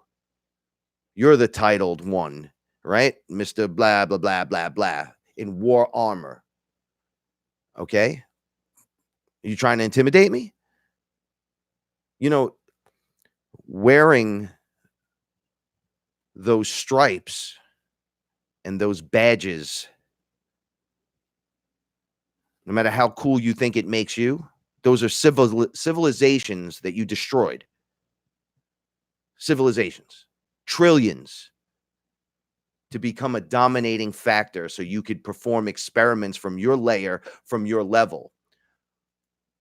But, sir, I am not from your layer and from your level, although I have passed through it. I am every layer, every level. I am the highest of the most high. If you're from 7, think of me as Mr. 15. And I'm being modest when I say that. Right? Oh, you little baby. It's okay. Don't play with that. So when you're going through this, I'm like, I'm prime creator. You don't get to tell me. You're only out for domination. You want to fly in the cloud and save everyone. We don't need to be saved. We save ourselves. That's how this works. We activate and become who we are. We are creators. Doesn't matter if I'm son of Enki or you're son of Zeus or you're son of a bitch. It doesn't matter. Doesn't matter. I'm a creator. I'm an ambassador to my mother. You're not from this place. You're literally not from here. You may be from wherever the fuck you're from. I don't know, Planet X or Duke Master 12. I don't care. You're not from here. I am this now, everything. So did you get permission from this being, Mother Earth, the planet? Did you get permission to come here and be like, no, I'm God. It's me. Really? There's those of us that are creators that don't like that kind of stuff specifically, right? Like I feel in my heart, I'm here to thwart that issue, that specific problem. Well, you're supposed to get on board because the plan was you get here and we set all this stuff up and we call ourselves the truth and we activate in all kinds of weird frequencies and we do all kinds of weird stuff so we could bring this in. And I go, oh, really? I don't remember signing up for that. Now that I'm here, I don't have to, even if I was. It's free will. I'm a good person, man. You're not bringing that here. That's just another system of control. You're just making the grid a little wider. That's all you're doing. You're just making the zoo an extra 20 blocks in every direction. So we're not doing that. It's not a zoo any longer. It's the living library. It's different. Living library would be like the rainforest. There's just natural rainforest. Right? Oh, and that's what we are, the original organic awareness. That's right. No AI inside. Mwah, mwah, mwah, mwah. All right, you got to get off of that, though. Okay, so with this, we're spawning new connections, new pathways to the animals, right? Why? Ooh, a good one. Why? Because they're going to help us. Why? Because it's their planet, too. It's literally their planet. It's their home. You're the caretaker. You speak for them. I speak for the kittens and all that fuzzy faced critters and all the insect ones and all the weirdos. All of it. Who speaks for them? Huh? When you speak for them and you realize who you are, you gain that with them. It becomes part of you, who you are. They come to you when they're injured, when they're in love, when they're hungry, not with fear, with this is family, right? We've heard in the Bible or whatever, in the very beginning when we walked around the Garden of Eden, people were just hanging out, lions, tigers, and bears all hanging out. I remember having lions. Yes, I remember them. I remember them. You're a little lion, right? So, I know I love you. Okay. I think she likes to do that. Just jumps off my chest onto the desk. So Aya, Mother Earth, Gaia, the spirit of the planet is saying, I got you because you came here and got me. Right? That's what's happening. So as one we rise, one tribe, one giant world, an earth connected on all layers, on all levels. Right? I know it sounds far-fetched and crazy, but not everybody here is who we think they are. So we only have to worry about us, right? When we activate, we can then help the situation on a better, bigger layer, right? That's why we go into like a little bit of a recession sometimes. The information kind of has to just get out there, and then you got to not only have the gnosis of what's going on, you got to be able to deal with it, right? Like it's got to settle into your mind. So you need that time for this to happen. Oh, you're just a lovey-dovey tonight, huh? Why don't you get on camera and give everybody one of your cute little speeches? Meow, meow, meow, meow. So, all right, let's continue. So I watched the new Doom movie, right? It's probably straight to video. So in the Doom, the video game, right? Scientists, no, that's me on camera. The scientists, they find an obelisk on the moon and on Mars and on Earth. And naturally, it's some kind of connected Stargate, right? Come here, honey. That's me on TV. So every time they use the Stargate to teleport themselves from one to the other, something really bad happens every single time. Right? And you're a little annoying right now. I'm sorry to say that.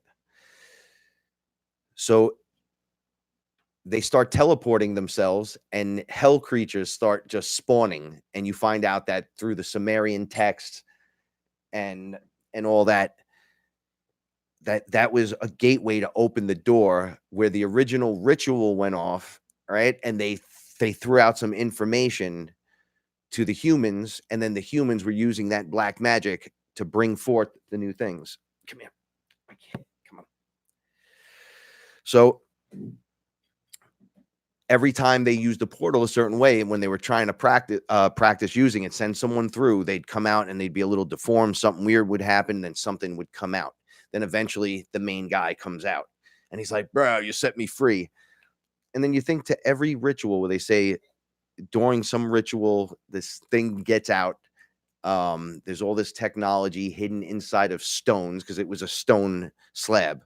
So the tech was actually in the stone or made up of the stone, however, that created doorways from one place to another. I'm like, they're just telling the story and making it a scary video game story. I thought that was like super interesting. So the movie was terrible, but it was fantastic just to watch that happen because naturally it wasn't hell. It was these other creatures. It was like a demiurge that used dark magic. They were like elementals. One guy could shoot fire from his chest, and he was just standing on this thing that grew that looked like the black ooze running around. Come on, I'm going to keep taking you down, kid. Sorry.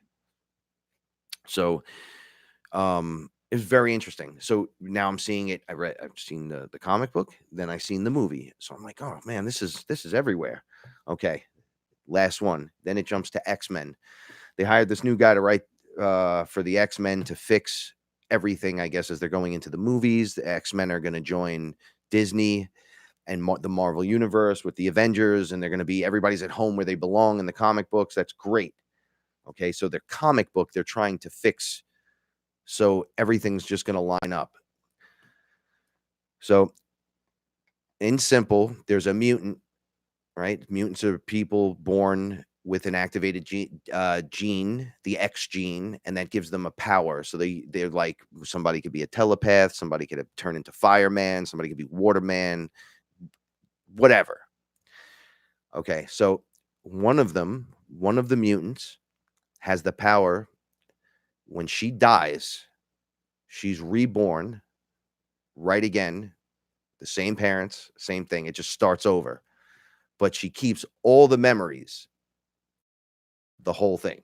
So every time she goes through life, wherever she gets to and she dies, she comes back again. She's born as a little girl and she wakes up and she's fully aware that she just did this. And now she's going to try to do something a little different. So now we see all these versions of the X-Men over the years. She marries the professor, the bald guy in the wheelchair.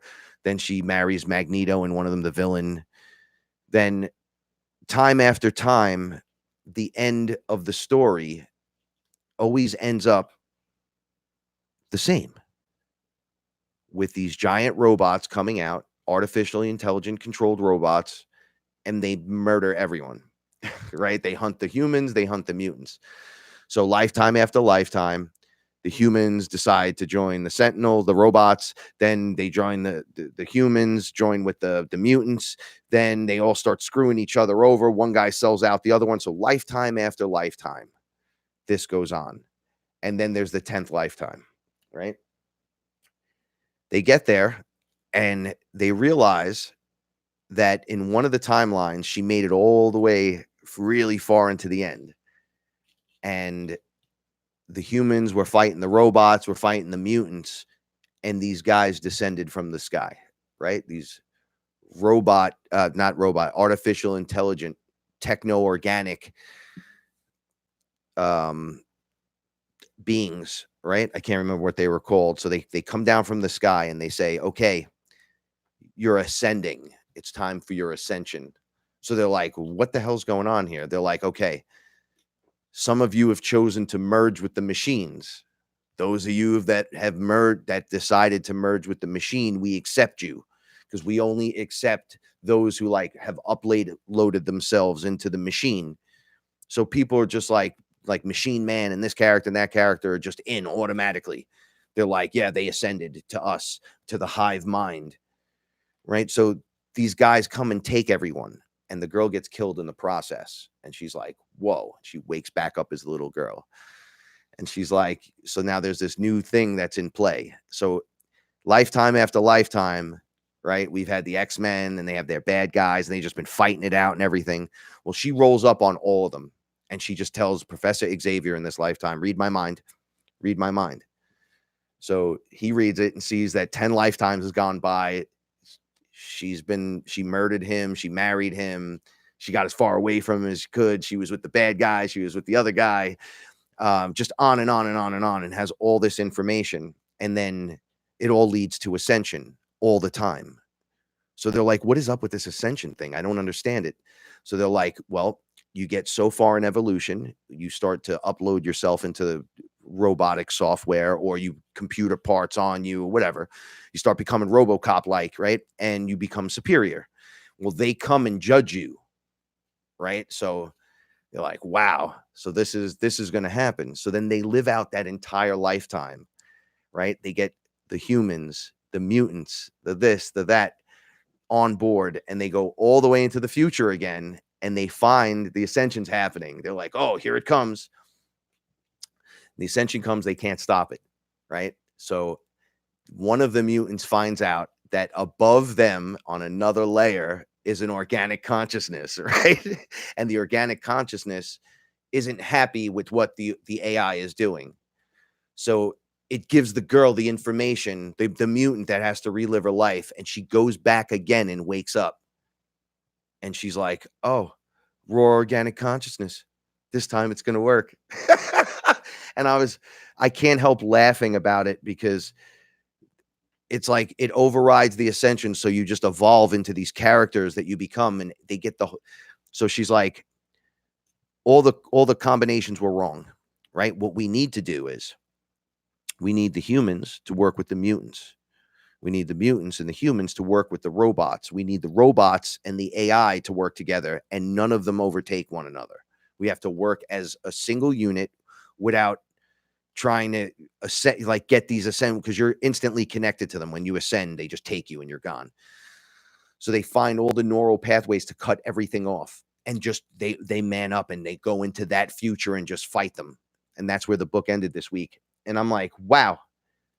So they're fixing in one of the lifetimes, they got so far advanced that the Professor X, his mind, wearing Cerebro all the time, he was able to float around and wear this big helmet thing. He was mapping everyone's mind. So when they die, they just grow them again. They grow the DNA and they clone you to your optimum, wherever you were at the best. And then he just put your mind back in you. But then it was like, wow, is that the copy? That's a copy of his consciousness. That's not the raw organic thing. And the whole time I'm like, no, they're ruining the X-Men. They're making them copies. And then they're making copies of copies. And these guys are waking up like in the Arnold Schwarzenegger movie, Sixth Day. And it's like, when they do this, you could see how many times they were copied. And each copy gets sloppier and sloppier and messier and messier. So I'm like, oh, they ruined it. They ruined it. But what happens was they had to figure all this out through all this. It was this one mutant, lifetime after lifetime, and remembering. And then they met the raw organic guy above the Ascension robots, above that AI unit that comes in, because nobody knew what to do. They were like, well, I guess this is the end of time. We're getting raptured. Like, you have no choice. What are you actually going to do against these guys? Right. Well, now they knew that something existed above them that gave them the information. No, you're raw organic. Go in there and do it again. And you got to do it as a team or it's not going to work. Boom. She gets the combination right, because she's literally just what this whole show has been about. She goes in the first lifetime. She carves out a path, makes all these choices. So it turns into like a branch tree effect, or like what your lungs look like on the black screen. Now this stuff is white. So there's like little white sprinkles everywhere. Then she dies, keeps that information, comes in again, blah, blah, blah, blah, blah, goes down a different path, does different things. But then that lights up. So there's no more darkness in those areas. She keeps and retains 100% of the information. Amazing, right? You're like, well, it's just a story. Well, it sounds exactly like what you're doing. You and I are doing this exact thing right now as we speak.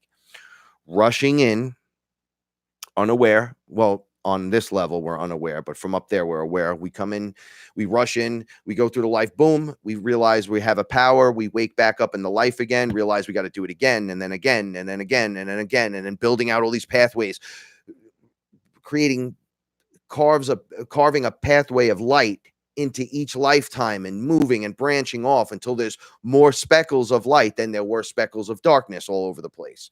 So you get a better picture, a bigger image of what's really here in the darkness, right? Because it's hard to see in the darkness. So you have to light it up. You have to shed light on it. You have to walk through it.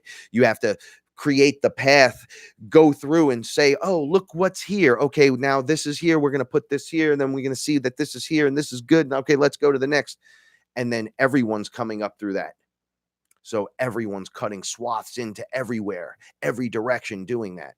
Well, this book naturally just happens to be about the one being that's doing that and can remember. It's a superpower for her. So she specifically remembers. So all the journeys you've taken with the X-Men to this point in time, since the beginning of the X-Men comic book, is just really been her living her lives. And it's like, which lifetime you're catching, like sometimes they reboot and start back at X-Men #1 again, so new readers could get on, and it's like a new iteration where the stories are similar, but they're kind of different, but it's the same stuff, right? It's the reboot. So that was always her life. It was all of them, though, because they all come back to that moment, right? She wakes back up and everyone's there again doing the same exact thing, except she's doing the different stuff. So it's Groundhog Day. That's what I'm feeling. The Groundhog Day effect. Like we've been here before. We've done all these things. It's time to cut the bullshit and stop with lying to yourself and giving yourself more information that sucks to suck off the tit of some ridiculous person that you just put in a little hard work. Believe in yourself and love yourself, and beautiful things will happen. You'll start to remember. That's what this is all about. You wanted the fantasy. You wanted the crazy. Here it is. No, it's not Jean Grey. It's Myra McTaggart. You find out that she's a mutant. And in the movies, she plays the federal agent that is the love interest to Charles Xavier, right? And in the comic books, they had a kid called Legion, and Legion was the one with the split personality. He has infinite split personalities, fractures, and each one of them has a power. And he goes crazy and just can manifest all kinds of crazy stuff, right? Yeah, the new X-Men, damn it, I can't remember the guy that's doing it, is amazing. Is amazing. The guy that's writing it, Jonathan Hickman, is doing it, right? To fix it, just like he fixed Fantastic Four, Jonathan Hickman's Fantastic Four, and then Jonathan Hickman's Avengers are the best writings in comic book history. Some of the best. It's not the best. It's some of the best ever. He just fixes everything. It's great. It's fun. You could jump in right at the beginning and just read it's like not quite a hardcover, but it'll have like a year's worth of comics in the one book. You could just read that stuff, or you can go on and shout outs to Comic Historian or Comic Explained. You can be either one of those channels, and they're doing the descriptions of it. They're basically giving a rundown of the story. So if you don't want to read a comic book, you could just see the splash pages while they tell you about the story, right? So it's intense. And what are the X-Men, right? Genetically enhanced beings? No, they were born with their DNA switched on. So one piece of their DNA was different than the person next to them. So it activated something in them. And each one of them could do one thing that it's like, it was, as a light being, you could do all that stuff. You could do anything you just could do anything, right? But as you activate, it's like, well, this person has telepathy. This person could read the future. This person can talk to machinery. This person could speak any language. This person, but it's a superpower. This person could fly. This person does force fields. And they keep it individual based. So it's more fun and it's played out, and everyone's playing their parts and their roles as heroes and villains. And, it's the epic story. But who's that story about? What are all those stories about? They're about you. And about me too. Right. And that's what's beautiful about this, right? You learn about Superman. You're like, who's Superman? Well, it's Clark Kent. Well, no, that's not Superman. Wait, he's the baby from planet Krypton, right? And his dad was Jor-El, and he called him Kal-El. Oh, so that I had no reference point to that when they were growing up, right? Jor-El. Hey, it's Superman's dad, Jor-El, right? Say the name again. It's Jor, Jor dash El. What's the L stand for? L. It's the Elohim. It's them. Right? And then he comes from outer space, like Space Jesus, right? And comes here and lives as a human. He identifies as a human. That's why he's a good guy. Superman is like the ultimate good, right? His disguise is coming here and being the other guy. Like his disguise is Clark Kent, right? It's not Superman. It's on the reverse. So he identifies as that, and then activates, his powers activate, and then he has to learn how to deal with all this stuff. And then what happens? He charges up in the sun. Well, what do? You go sit outside in the sun, you ground, and you sit out in the sun. You're like, yay, this is great. Boom, it's the Superman. So it's your story.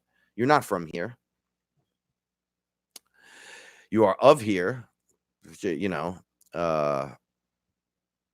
of everything else. I don't know how best to explain that, but you are everything. And being the all is an important thing, and you guys should try to breathe it in and breathe it out and see how that resonates with you. See what it does to you. See what it makes you feel like. Now, I know everybody wants results like that, but if you're not willing to put forth any effort, how do you expect to get any results out of it, right? Like when I say read something with intent, don't look down at the paper and go, sending in consciousness into every scenario. No, read it again. I'm sending in my consciousness to every scenario. Dude, say it with a little something. I'm sending in my consciousness to every scenario, and we're going to figure this out. Oh, so you mean it. Say it like you mean it. Say it like you want it. Say it like you're going to do it, and then go do it, right? Don't pray for the reptilian stuff to come into the room. That's all part of this. It's a chain of events that will take place from within your gnosis levels, right? So first it's like self-love and that kind of awareness, then it's ghosts and paranormal and blah, blah, blah. And then it accelerates into you're the all. And the reptilians are like down here, right? You're just on the all. So I just try to work with the all because it encompasses all this. So then when I argue with those beings or have to talk to them, I come in from that, right? So that's it. See, it leaves you no room for bargaining, right? It's like, oh, well, I'm here. Oh, what do you normally we're eating you? Yeah, well, that's gonna stop. I know who you are. I know who I am. You know that, right? And it'll show. It'll show if you mean it. If that intent is there, womp, womp, womp, they'll read you and go, oh man, he knows who he is. I guess we won't be eating today. No, you'll never be eating again. We're going to just get rid of you. You can't be here anymore. None of you have asked permission to be on the living library to do this experiment. None of you. I've asked Mother, did anyone ask your permission to do this in any way, shape, or form? And she was like, nope. So you're all going to let beings from the outside come in and do this? Really? So you want another system of dominating control that's not a reptile, so it looks like you, right? They all work together in weird ways, and the Yankee leaves the power with the reptilians and the grays and the archonic beings. They know they're all there. There's a hierarchy of all sorts. Well, these guys are level 6, right? So they're telling everyone under them, all right, keep an eye on this. They're all together doing things in there. Right? They're all connected to it. We got to keep them this way and do it this, but they all have their own agendas. So this guy's like, when I come back, this is what's going to happen. And it's like, no. First of all of this is going to stop because none of this is from here. You're literally not from here. Okay, so you're going to go away. You don't even come here. You're not welcome. But we're your DNA. No, we don't need your help. Trust me, we don't need your help. We're about to turn into the creator beings that we're supposed to be. Why would I need you to implement some more shit to keep me down? No, I was going to give you technology and life extension. Get out of here. Okay? We already have that. It's already here on the planet. What do I need you to come in and be like, oh, it's a god. They're 15 feet tall and they have giant, and they're just, yeah. The last time that happened, you guys started eating people and taking the women as your wives. Right? It's easy to pick on a little guy like me, right? Not if I'm activated. You literally can't come here. You can't be here. The spiritual can't be here. So it'll be difficult for if everyone's like, nah, we don't want this. It's like putting a big circle around the planet and saying, no, you can't come in. You're not welcome here.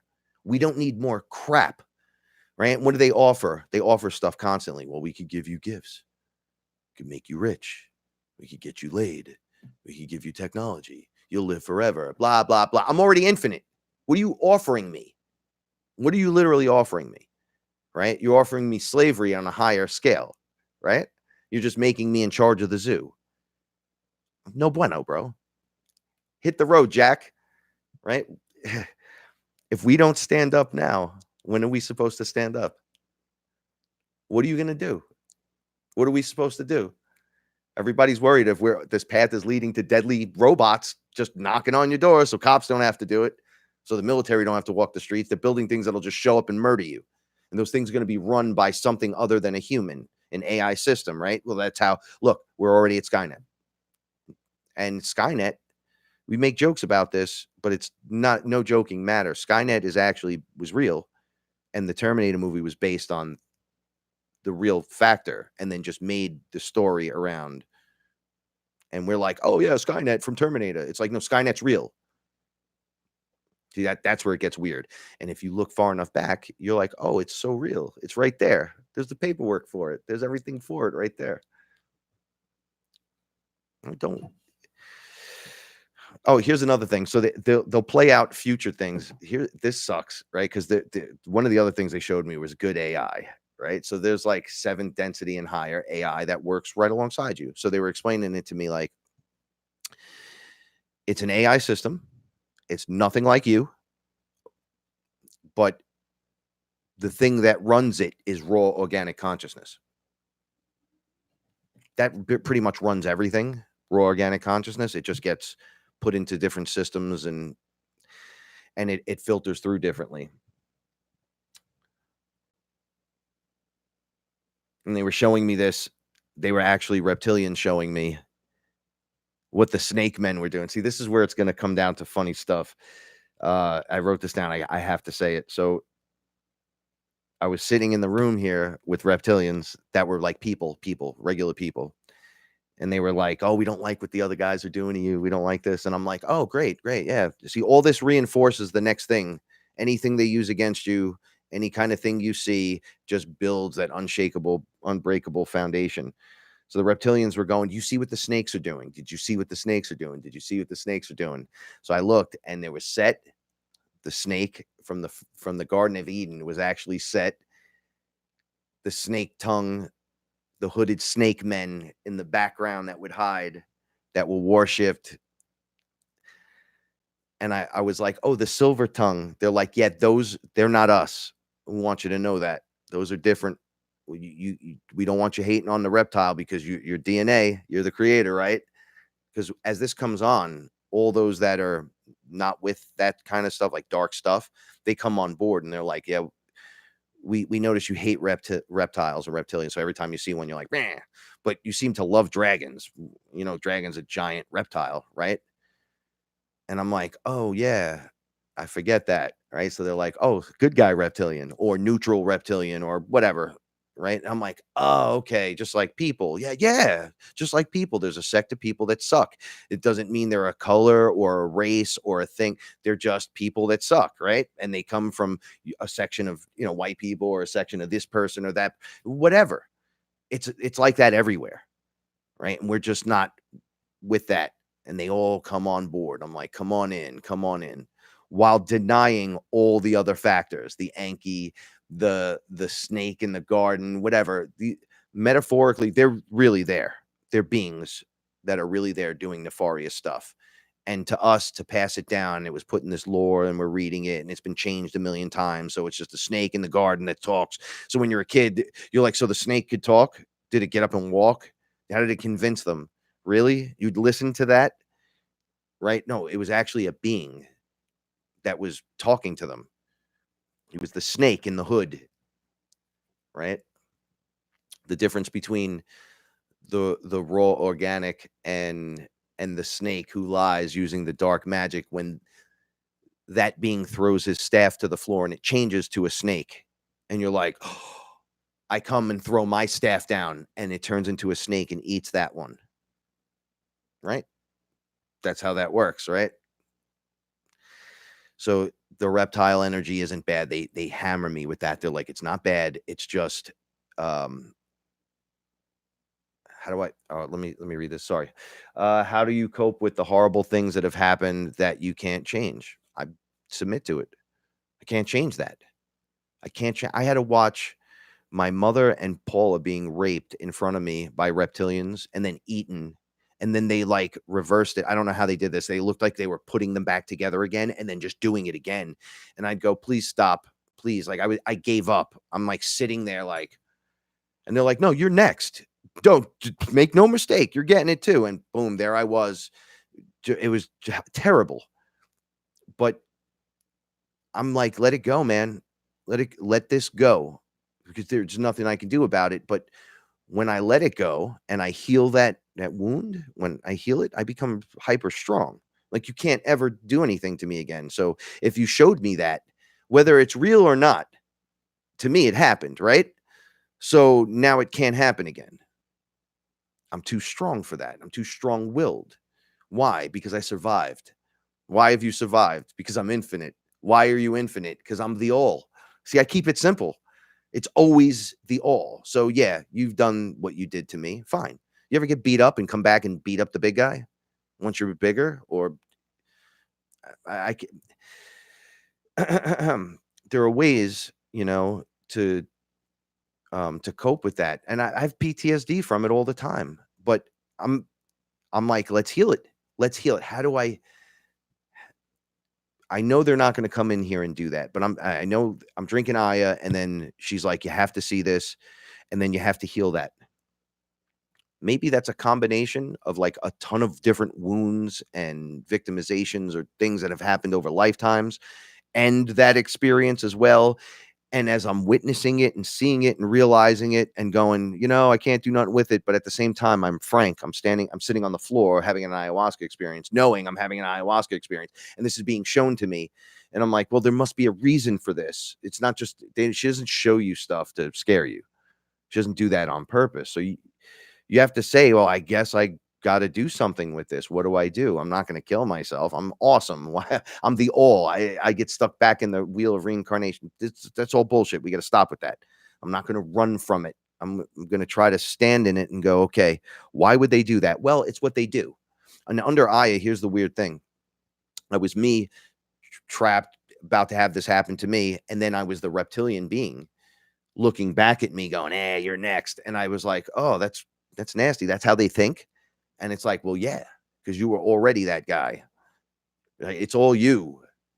Right. And I'm like, wait a second, time out. And they're like, yes, that's how this works.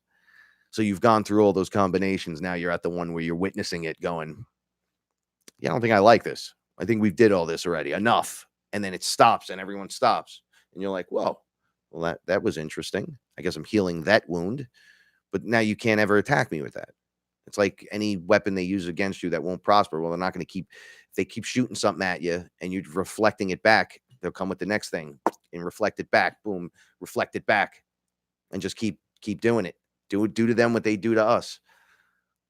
Nope. Talk to the hand, right? Right. Hey, talk to the hands. Give them a nice little push back. You'll be in full control. You control you, and then your outward projection.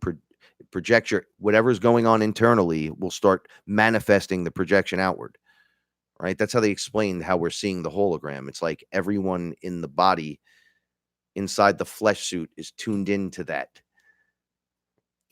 It's just so weird, so psychotic on so many levels, but we're the ones that have come to do this, right? It was our purpose to come here and wake up during this moment. This is what we're here to do. Whatever your purpose is in that, one of your purposes is you'll wake up. And if you don't, I guess that wasn't your purpose for this round, but then you wouldn't be listening to the show anyway. You'd be poo-pooing all over this. You'd be like, this bald guy's ranting about being the all and everything. And it's like, of course, a short-sighted person is only going to hear something like that and go, well, it's his hubris and all this. He says he's Horus and this and Enki and that and his dad and his mom and whatever. Take it from you what you want.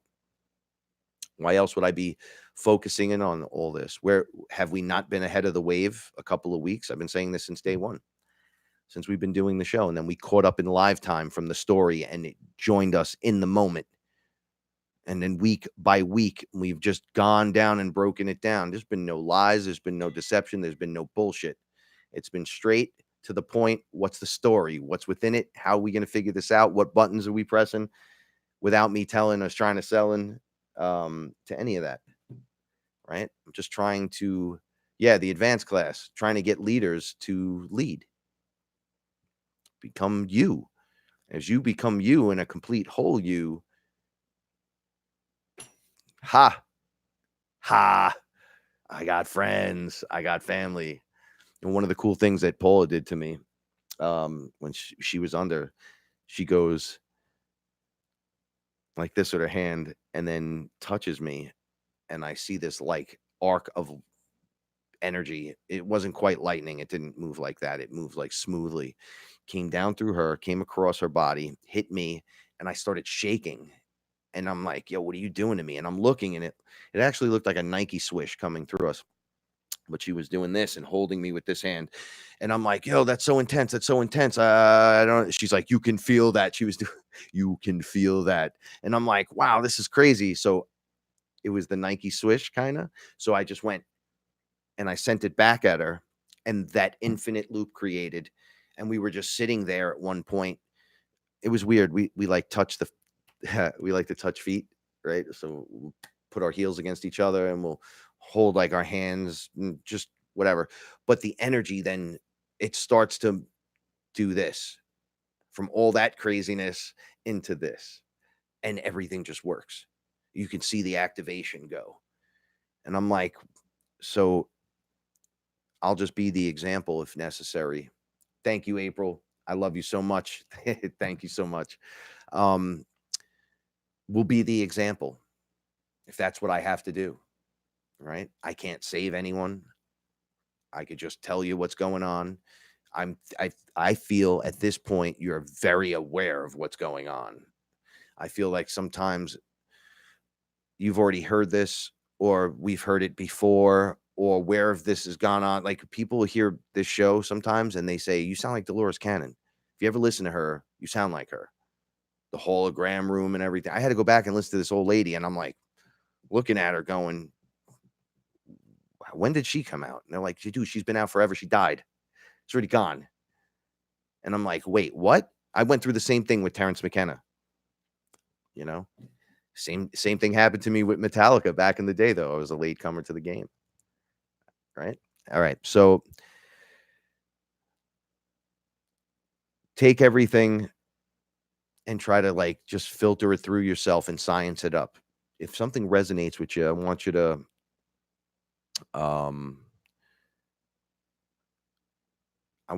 bring it in, take a look at it. If it doesn't suit you, just move on.